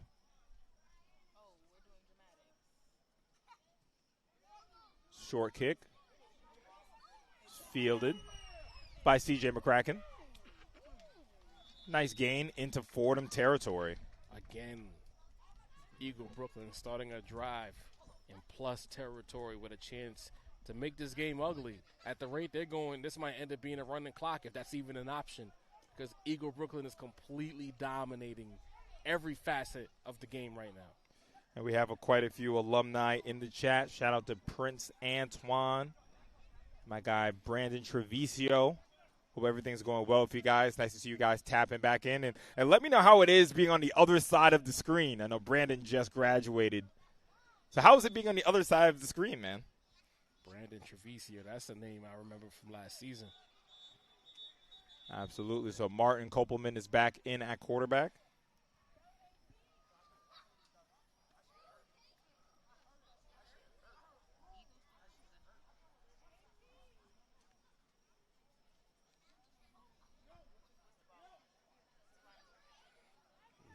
Kopelman. That's a quarterback's name. That is a quarterback Martin name. Kopelman. So, okay, 1st and 10 for Eagle Academy. Ball's on the 40-yard line. Sending Josiah Brown in motion. Martin looks left, throws it deep. And it's caught! Touchdown! Eagle Academy. Everybody eats. This time is Mr. Slider, C.J. McCracken. C.J. McCracken got a step and made things shake. Eagle getting to the breach. Another touchdown. 4-score game on the way. That almost looked like practice, Andre. Too easy. So we'll see the replay. We're queuing that up. We'll see it from the other angle. We're getting into it right now.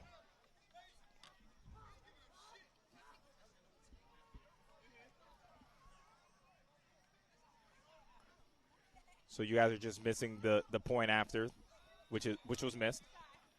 But you see, again, Martin's second touchdown throw of the day. A dime. And this is just a blur. Look at how accurate you said. You said a dime. That should be a quarter. Let's talk about it. Right between the 1 and 2, all he had to do was get underneath it and catch the pass and score the ball. This Eagle team getting aggressive, too. You guys want to get the safety, squib kick.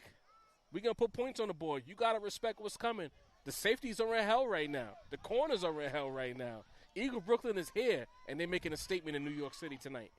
So, again, just like I just put in the chat, you saw that was a blur from Slider, C.J. McCracken. If you want to use the custom emojis, if you don't want to miss one of our broadcasts, make sure you become a Sage member. You just go right to the Sage Media page. Actually, I'm going to send the link into the chat right now.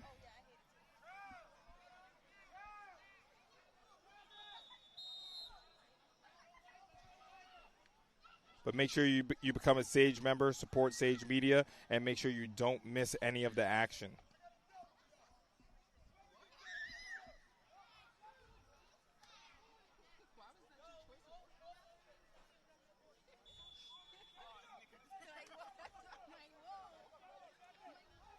$27, 26-0 is your score as Eagle kicks off. Another bouncer kick. Returned by Fordham. Cuts it up the field. Has an alley. Turns on the Jets. And he's in midfield. Where he goes out of bounds. Strong return there by Fordham. Finally showing some kind of life after being hit with haymaker after haymaker by Eagle Brooklyn. Luke McKay saying enough already. Put the ball in my hands. If y'all not going to try, I sure will. If you're Eagle Brooklyn, you cannot relax now because you have a 4-score lead. You still have to lock in. You have to respect your opponent because a couple of scores here and there, and you're right back in the ball game, Andre. I completely agree, And I think it's important for just the mentality, too. You don't take your foot off the neck. You got to keep that same standards that you've set all game long. Absolutely. You're on the road. There's still more Fordham fans here than anything else. They're looking for any reason to cheer, so don't take your foot off the gas. As we actually have a change at quarterback, it's number 10, Colin Ballanti. Is it Ballantyne? Ballantyne, there you go. Ballantyne. Flag on the play, it looks like. So Colin Ballantyne in at quarterback. Sure, Fordham kind of just wants to see what they have.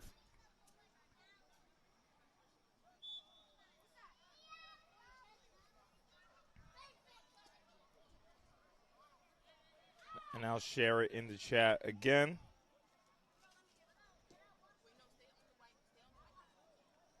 The link to become a Sage member. And I appreciate everybody in the chat, man. About 140 people on a Friday night, seeing the debut of this new Eagle Academy team.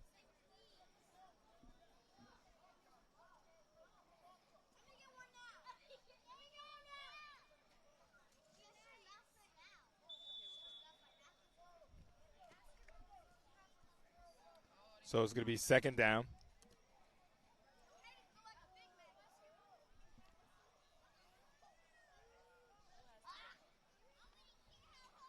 Sends the man in motion. And again, you just see a gang of Eagle Academy players. I see number 62 getting up from the ground. No positive momentum for Fordham. They cannot get a push on the line of scrimmage. They're getting, I would say, out-muscled in the trenches right now. Excuse me, that was number 63, Brandon Davis. Going to credit him with the tackle there. So it's going to be a third down. Let's call it 3rd and 4. 4-down territory for sure. Looking to throw here. Throws it to the outside. Quick tackle. That's a good job by Sean Henry there. A quick reaction. Jack Dresser pulls it in the quick slant. Smart play call there by Fordham. If you can't win on the inside, try to push the ball on the outside, make something happen. So it's a 1st and 10. Ball's in Eagle Academy territory.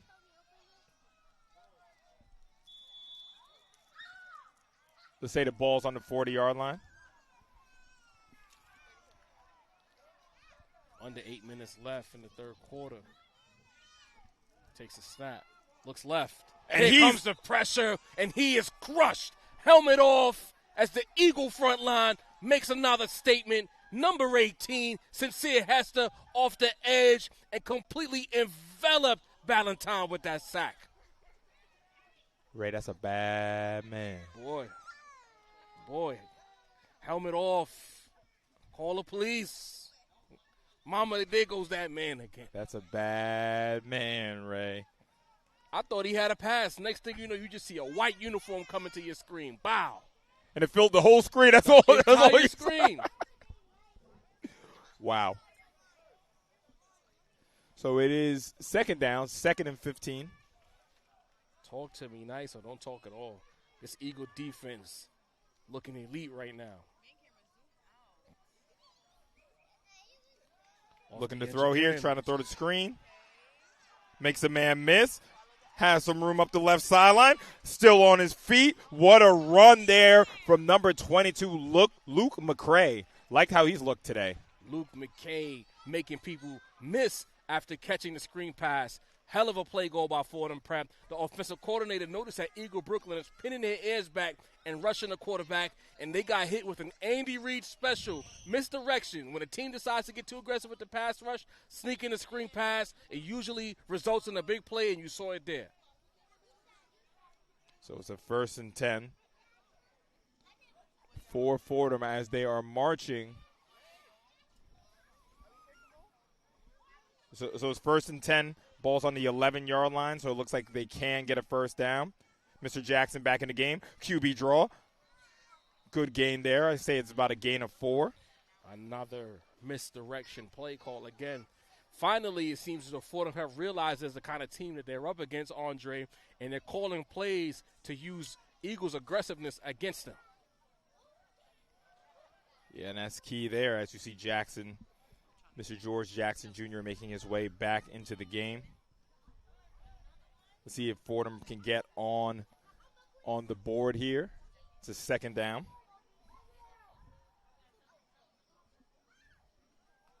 Jackson looking, rolls out to the left, still looking. He's just going to go out of bounds. Looks like that's at about the 2-yard line. He had no one open, and the Eagle defense, as we've seen so far, when they get on the perimeter, you're not getting that angle. If you got to be really fast to get the angle or get on that edge against this Eagle defense.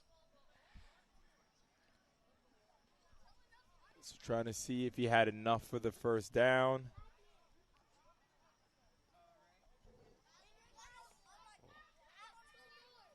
We're gonna call it 3rd down. Pretty sure the first down is about the 1-yard line. Again, we're, tough camera angles for us. I'm looking forward to next week balls when on the we're back 3-yard in the line. bleachers. Hands it off. Hitting the backfield. Does he have enough? No. Does he have enough for the first down is the question. The Eagle defense was in the backfield immediately upon the handoff. At this point, Fordham, you need to get on the edge against this defense. Running up the middle is not your friend. The bodies are too big. The ferociousness is too excessive.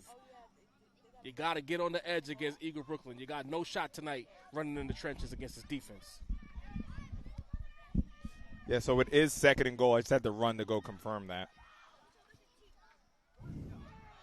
And honestly, I think this is an important sequence for this Eagle Academy defense. Can you stand up? Show some character. Oh, yeah. These are learning moments. Jackson under center. Looking to throw. Rolls out right. Throws right. Incomplete. Bad pass there. But that happens sometimes. He's open. From the looks of things, he was open.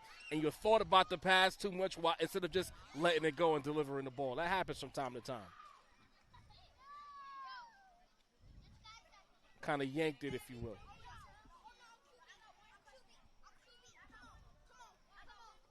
If you hear the voices in the background, we got some kids playing.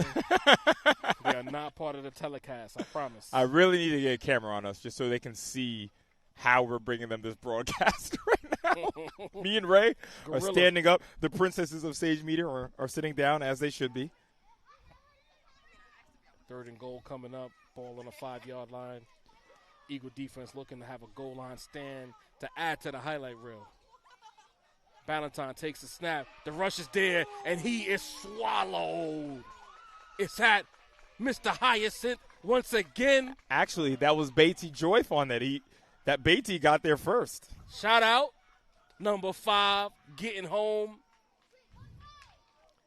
What was even the play call, Andre? Because they were in the backfield as soon as the ball Listen, was it looked like the two of them were rushing. Yeah. They were literally racing each other. It was a race to the quarterback. Yeah, again, this is Fordham Prep's first game of the season, so there's just warming up. 4th and goal, and they're going to take the points. Smart play.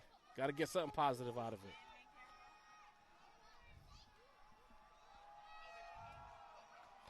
But will he make the field goal is the question. It's a snap. Kick is up. It's good. And it's good.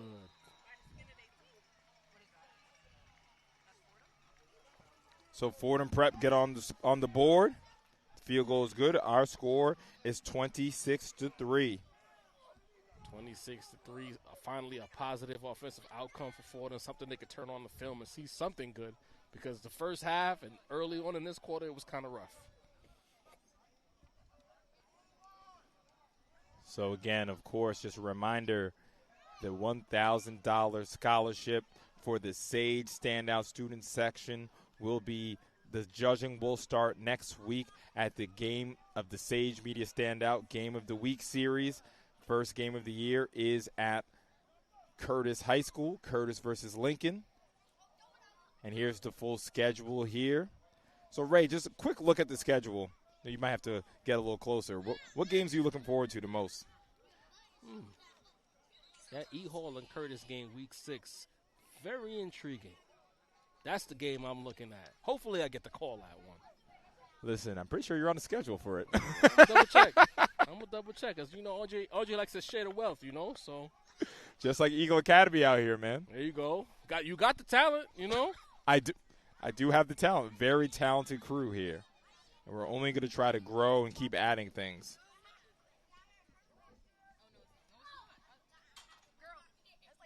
As there's a kick. Almost fumbled, but they're able to gather it. So it's going to be a 1st and 10. It's going to be a 1st and 10 for Eagle Academy. So Nino in the chat asking for an Eagle Academy Mount Rushmore. Are you talking about football, Nino, or basketball? That's an interconference game. Catholic football. His name is escaping me, but the first running back for Eagle Academy, John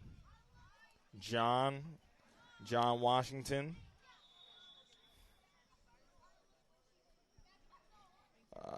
Probably Shaky. And maybe Devin on the Mount Rushmore. So hand it off to Zaire. Has a huge hole. Zaire Schulters. He wants to get in on the action, too. Rips off a run of about 25 yards. Again, dominant offensive line performance by Eagle, getting Schulters into the open field. And once that man gets space, he is dangerous. And you saw it right there. So Ramel, thank you, Higgins. Ramel is definitely on the Eagle Academy Mount Rushmore. So Ramel, Eagle had their first team in, Lord, I think maybe 2015 or something like that. God, I don't know. Ramel would have like 200 yards a game. Like literally, they're in the lowest division, and he should have been in the highest division. Hey, look, came to Eagle and he made things happen. That's what you want. Yeah, those guys were really trailblazers. Shout out to that first Eagle Academy team. But let's focus on the current Eagle Academy team, making those guys proud. As an alumni, coming back, turning on the Sage stream. You have to be really happy with this. Eagle taking their time as they should with such a big lead. Aaron in at quarterback, throws it deep. And it is caught from Juju, shaken up there. They are just. Let's go to the replay now. I kind of missed that. Again, we're kind of working with our camera angle here, so it's a little. I can't. Because, all right, to break the fourth wall, we are also on the ground level. So it looks like that play's coming back.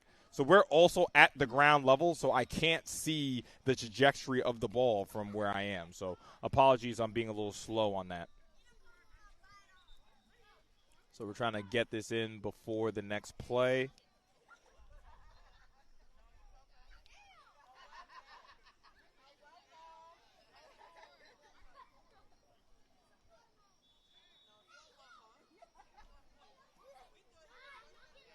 So let's see this throw from Mr. Smith to Juju. Wow, that was a dot. Woo. That was a dot from Mr. Smith. Unfortunately, it gets called back, but still put that on your highlight reel. Listen, it counts. For him, personally, college scouts, be aware, I can deliver the ball as well.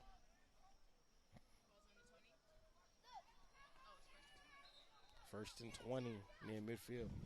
So it looks like it was a holding penalty that called that back. Call it again. Same play. Why not? Oh, a huge face mask. Zaire does not care. He's still on his feet. Zaire makes a man miss up the right sideline. Zaire shoulders one man to beat. Wow. How do you go from a face mask penalty? You go from a face mask penalty to 50 yards up the field. Listen to me. That low center of gravity, able to shed and evade, gets upfield looking like Reggie Bush. I'm disappointed he couldn't score, but already that's one of a run-of-the-year candidate off the rip. Shoulder pad exposed, almost lost his helmet, took a few ankles. Let's talk about it. And he goes from the left to the middle to the right. He breaks the tackle. Weight room. We will definitely cue that up. We have that queued up for you guys. Tajay, I'm sure you're a proud older brother. And then finishes the run with power in true running back fashion. He could have ran out of bounds. He already made a play. He said, nah, you're going to film me on the way down.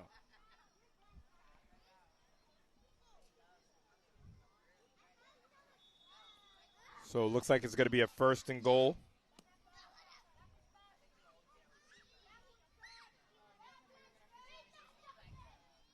First and goal from Eagle Academy. They're on about the 3-yard line.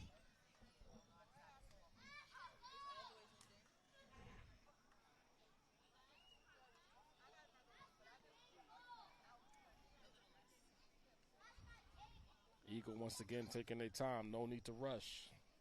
You know where the ball is going, though. Right back to Zaire. Can he finish what he started? Waiting for the signal. And he's short. He wanted it, though. He tried to push the pile at the end, but he wasn't successful. So these are really important moments to me for Eagle Academy. I want to see how they are in the short yardage. 1st and 10, this is one of the most dangerous teams in the PSAL. Yes. But when you got to get paid, when you got to cash that check, 3rd and 1, 4th and 1, 1st and goal from the 2. Can you punch it in with physicality? The moments when all 22 on the field and everybody in the arena knows exactly what's coming. Can you deliver? That's going to be the big question. So it's 2nd and goal. Eagle Academy lining up with a fullback. Tosses it to Zaire, and he's going to walk into the end zone to cash his check. Touchdown, Eagle Academy. Zaire shoulders, turns the corner, and finishes the drive that he made happen on that big run. But wait, there's a flag. Oh. Hey, Zaire, you can still clip that up, man. You can still clip that up. It was a good call. Come on.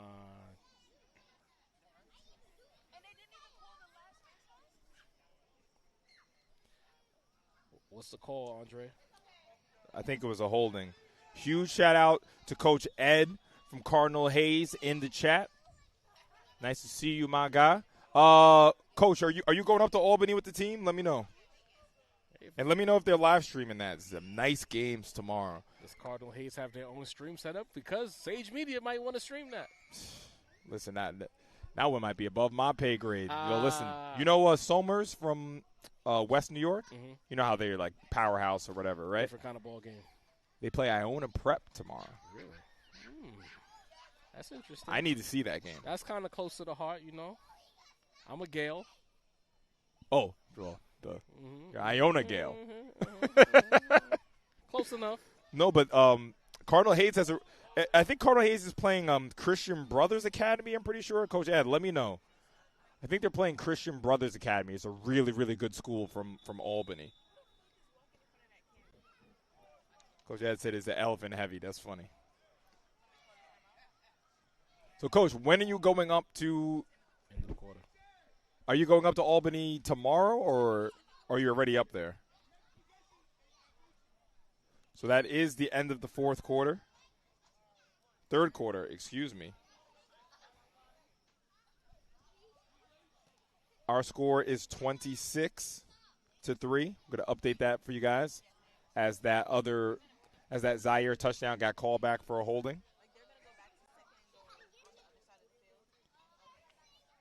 Oh, so it's Farrell versus CBA. So, Coach, let me know who you guys are playing. Sage Media is the official live stream partner of Sage Media Solutions. Because I ain't seen nothing in my inbox. Hayes versus St. Joe's Collegiate. Okay.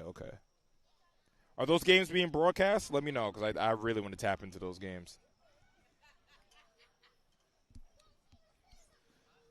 So, Ray Jarvis is just another very solid. The most impressive thing that happened in that third quarter was definitely the Zaire run, which I do want to show for the people.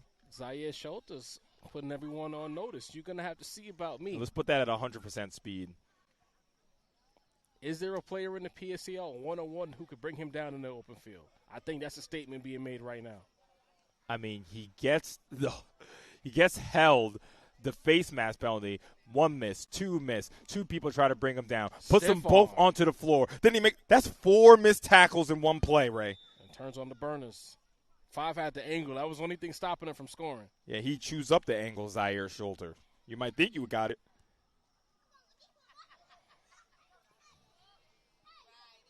So it's going to be a second and goal for Eagle Academy.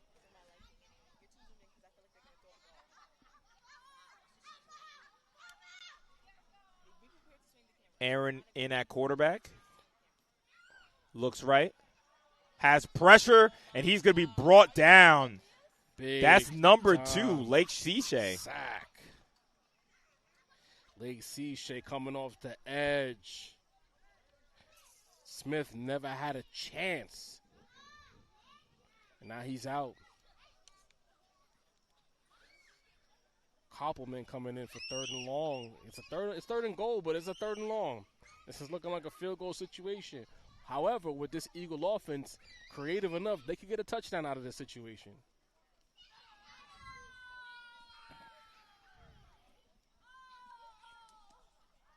So, Coach Ed, appreciate you, man. All right, so you're going up in the AM. Good luck to Cardinal Hayes. Cardinal Hayes, St. Joe's Collegiate tomorrow. So it's a 3rd and goal. I think the ball is on. It's got to be it might be on the 15-yard line right now. Is it the 19? Okay, it's the 19-yard line. Be really impressive if Eagle could convert here. More pressure to Aaron. You see the athleticism. Rolls to the right, and he goes down, but that was a great job getting away from the pressure. I don't like that decision by Aaron Smith to dive while being pursued. Just run out of bounds. Your position is too important to the team. You risk injury with that kind of dive with a big body landing on top of you. If he lands at the wrong angle, you could injure your shoulder. So next time, Aaron, throw the ball away or go out of bounds. That's excellent analysis. You're up 26-3 in the Bronx. So just get out of here with all your body parts intact. We have entered the get out of here healthy part of the game. So I'm curious to see if Eagle would try the field goal, but it looks like Aaron is coming back onto the field. Martin Koppelman is also the field goal kicker. Uh-huh. And from what I've heard, he can kick it.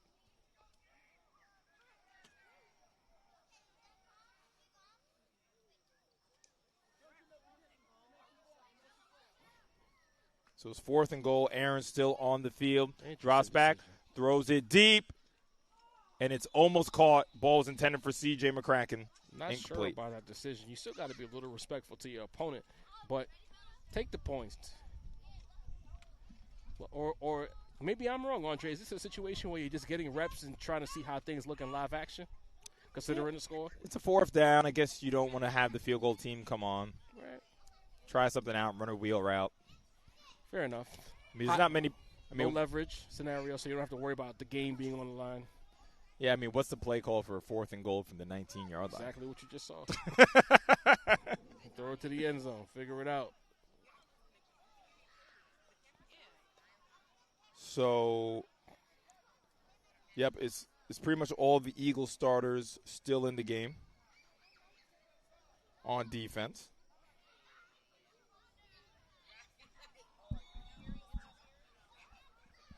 As it's a 1st and 10 for Fordham. Trying to see if they can take something out of this game. Yeah, for them, this is all about film building now. Can we do some good things that we can build upon as the season goes along? Quick slant in the dirt, incomplete. Yeah. Rush the throw coming out of the snap. 2nd and 10.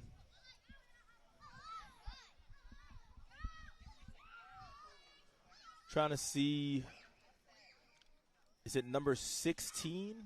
Trying to see who's in at quarterback now. So we had Jackson in at quarterback. We had Colin Ballienti in, number 10 at quarterback. Ballantyne. Oh, my gosh. It's my first game, too, man. Hooked on phonics worked for me. Yeah, I got to hold that. All right, is that number 18? Ballantyne. It is Ballantyne, and he goes down. There you go. That's number 56, Daryl Gatewood. Daryl Gatewood said, "You're not leaving me out of this sack party. I got my ticket, and I just punched it." And just like I was saying earlier, Daryl's someone, an interior lineman for Eagle, I was really, really impressed with. He gets out the ball great. He's able to feel pressure, use the leverage from the offensive lineman trying to lean on him. Eagle got quite the defensive line. He got some players, man. So it's let's call it 3rd and 15.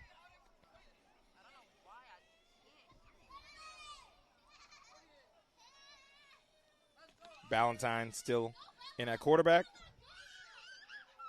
Throws the screen. And there's a flag on the play. I think that's going to be a face mask on Eagle.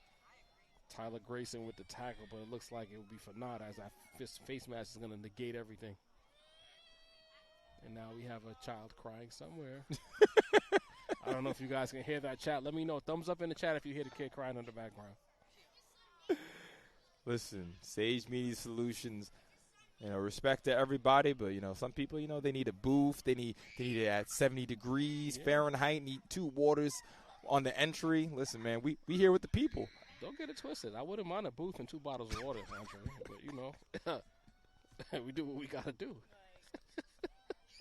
Listen, man, we can't be at Midwood every week, man.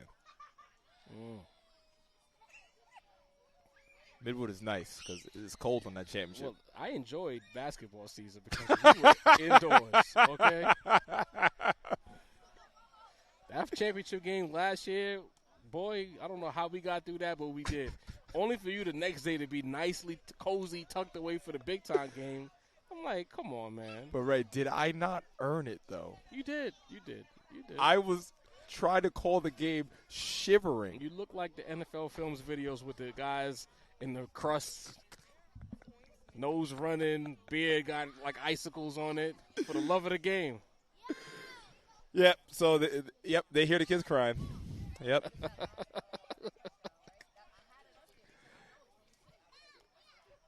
Kids want to get a Sage Media credit too, I guess. We have to give them a press pass. So we might have to call Lewis over here so they can bring the camera on us. Because they need to see. We need to wave to the camera and see what we're doing to put on this broadcast right now. We are in the trenches for real. A long stoppage in play. Come on, guys. This is a 23-point game. Let's get this together. So 1st and 10.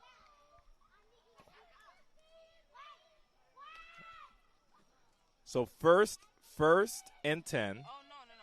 I didn't see that till the end. Valiente throws it right. It is caught. There you go, calling him Valiente again. Ballantyne. See, my thing is, like, my brain is obsessive, so when I say it wrong once, I just stick to it. Ballantyne. Now we have a kid climbing on top of a goalpost situation here. He's about 3 feet tall, but he's about 7 feet in the air. Make it make sense. So can we have the side camera come over here just so they can see us? All right, so it's second and 6.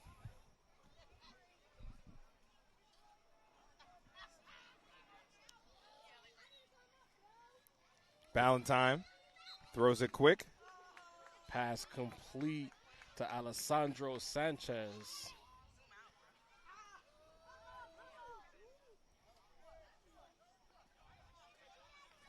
All right, so let's wave hi to the broadcast. This is Andre Johnson, Ray Jarvis, Zoe.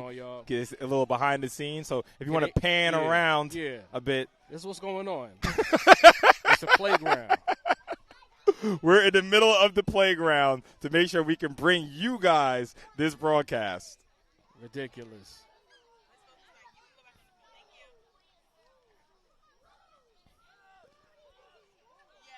Pass it back, and he goes down again. Number 5.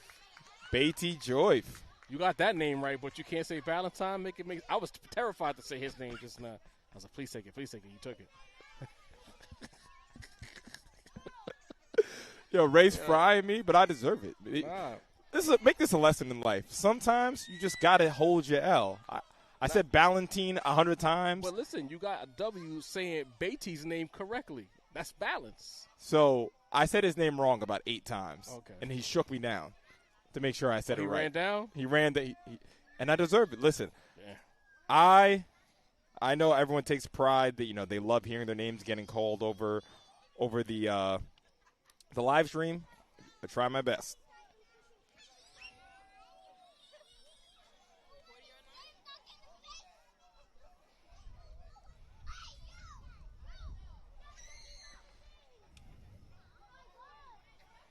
So it's going to be a first down for Eagle Academy. Curious to see who they put in at quarterback. I think it should probably be time to get the second string in.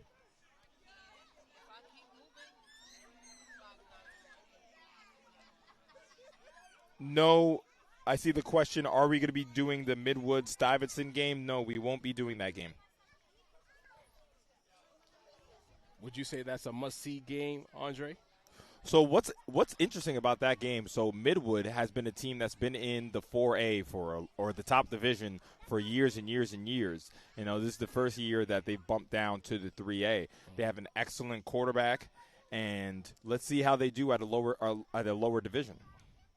So I would be very excited to see that game, to see Midwood. In theory, they should be able to dominate, but it don't always go like that. Let me tell you something. That 3A, dogs, it's the gulag. Midwood, Sheepshead Bay is now into 3A. Lehman, Truman, McKee is into 3A. Madison is into 3A. Those are a lot Lane. of 4A programs. What are those 4A teams doing down there? So was the Sheepshead like a powerhouse a few years ago at the 4A position? No, so Sheepshead was into 2A. They were in the 2A championship last year. And I'm talking about like 10 years ago, like years back. I think like when we were in high school, Sheepshead Bay was good. Even after that, bro. No, not even trying to be funny. They had a good little run before, E-Hall became what we know today. Okay. No, that's fair. That's fair. So, yeah, we're talking, 2000 – so after 2010? Yeah. We're going to do the Googles on that after the game, though. Or, Chad, if you know one of the coaches, if y'all know, let me know if I'm bugging. So it looks like everything's going to be under center for Eagle Academy now. Hands it off, and there is a flag on the play. Ball carrier was Tyler Shields. But, yeah, the 3A, I'm excited to see the 3A. There are so many competitive teams in the 3A this year. So, it's not all about the top division. There are storylines throughout every single division this year. And last year, if memory serves me right, that 3A championship game was a doozy. Man, Brooklyn Tech Fort Hamilton was one of the games of the year. Yeah. Quality football was played on that day. In the cold. In the freezing cold. Speaking about Fort Hamilton, Eagle open up at Fort Hamilton next week. We'll be live on Sage Media. Make sure you guys tune in.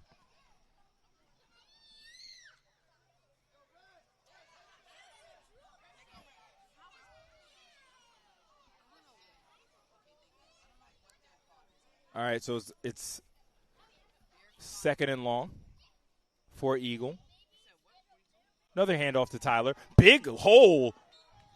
Good job from the right side of that offensive line, making a hole for Tyler Shields there. Tyler Shields taking advantage of the opportunities presented to him. Powers through that hole. And if he had broke that tackle, he might still be running. Sheepshead was in the top division till 2018. See, I knew I wasn't tripping. I knew I wasn't tripping. I'm not going to lie. I think he's wrong because I was here in 2018. Sheepshead was not in the top division. Sheepshead was a powerhouse, kid. I'm telling you. Not in 2018. I'm not saying 2018. Hey, maybe I'm wrong. I'll hold my L, but I don't think in 2018. So it's third down and 7.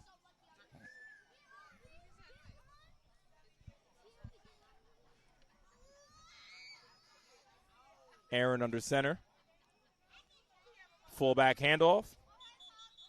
Good job from the Fordham Prep defense. I don't know how they're caught to skip this whole minutes. Because they might not be correct and they might be getting the real. Wait, yeah, that is a good point. Isn't Brooklyn Tech playing Stuyvesant tomorrow? Who's Brooklyn Tech playing tomorrow? Yeah, I think they're because Nino, didn't you graduate? No, Nino, you graduated in 2020. No, they were a powerhouse in, before 2010. They beat South Shore. Hopefully Dave Legree isn't in the chat anymore, but they beat South Shore in the championship in, I think we're talking 03, Sheepshead Bay. But, yeah, Nino, didn't you graduate 2020? Yeah, Sheepshead was not in the top. No, I'm not saying that. That's why I was 10 years ago. I'm thinking 2015, 2014, and further back. And that went. Yeah. No, someone said 2000. No, someone in the chat said 2018, as that ball was almost recovered by Eagle there.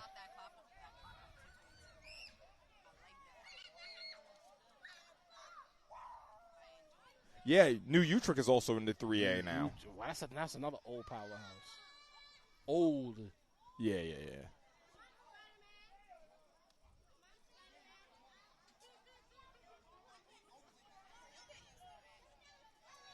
So as we're getting through the end of this game, I'm just going to talk about some of the things that I'm most excited for.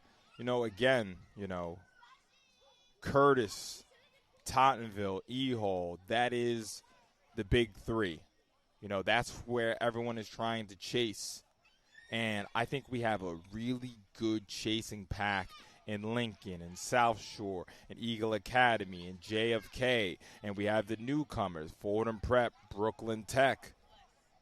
I really think we're in for some fireworks in this PSAL season. What do you think Eagle Brooklyn lands in that argument? Is it too soon to say? It's definitely too soon to say. I love what I see here, But the lights aren't as bright here. There's no disrespect to the beautiful Murphy Field, but when I say the lights, I mean the pressure. Right. Going to play a JFK team that's beaten you 3 years in a row. Going to a South Shore team that put hands and feet on you last year.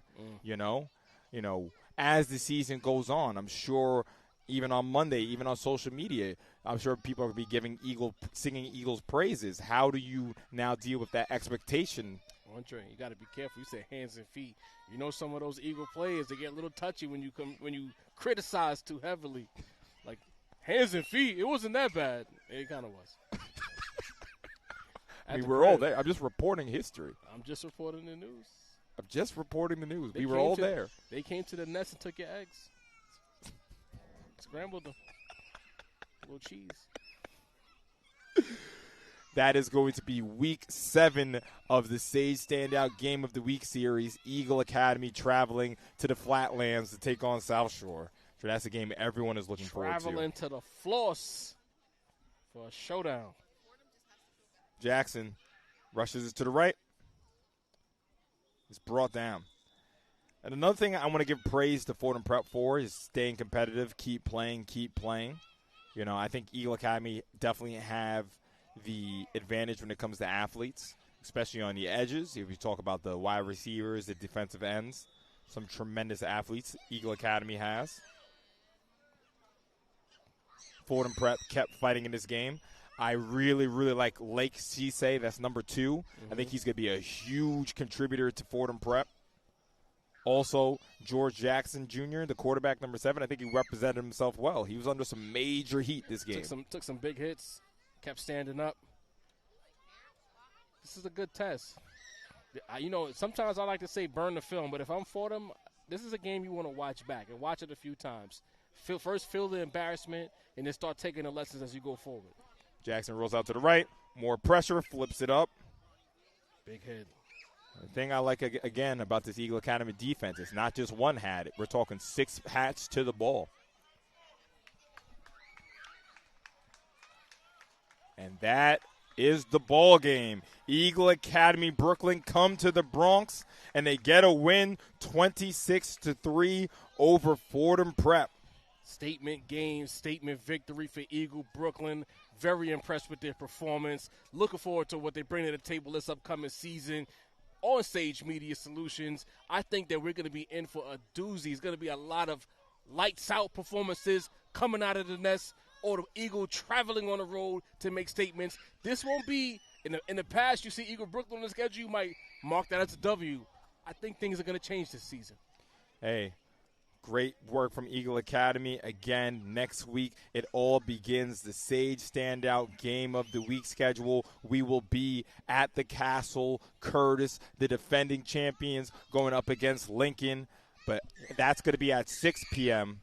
But at 4:30 p.m., we will be live at Fort Hamilton for the week 1 of the PSAL season. Eagle Academy Brooklyn going up against Fort Hamilton. This is Andre Johnson and my guy Ray Jarvis, alongside Zoe, Lana, Ray, and Lewis. All of us did a tremendous job out here in the Bronx. Appreciate you guys, and we'll see you next week.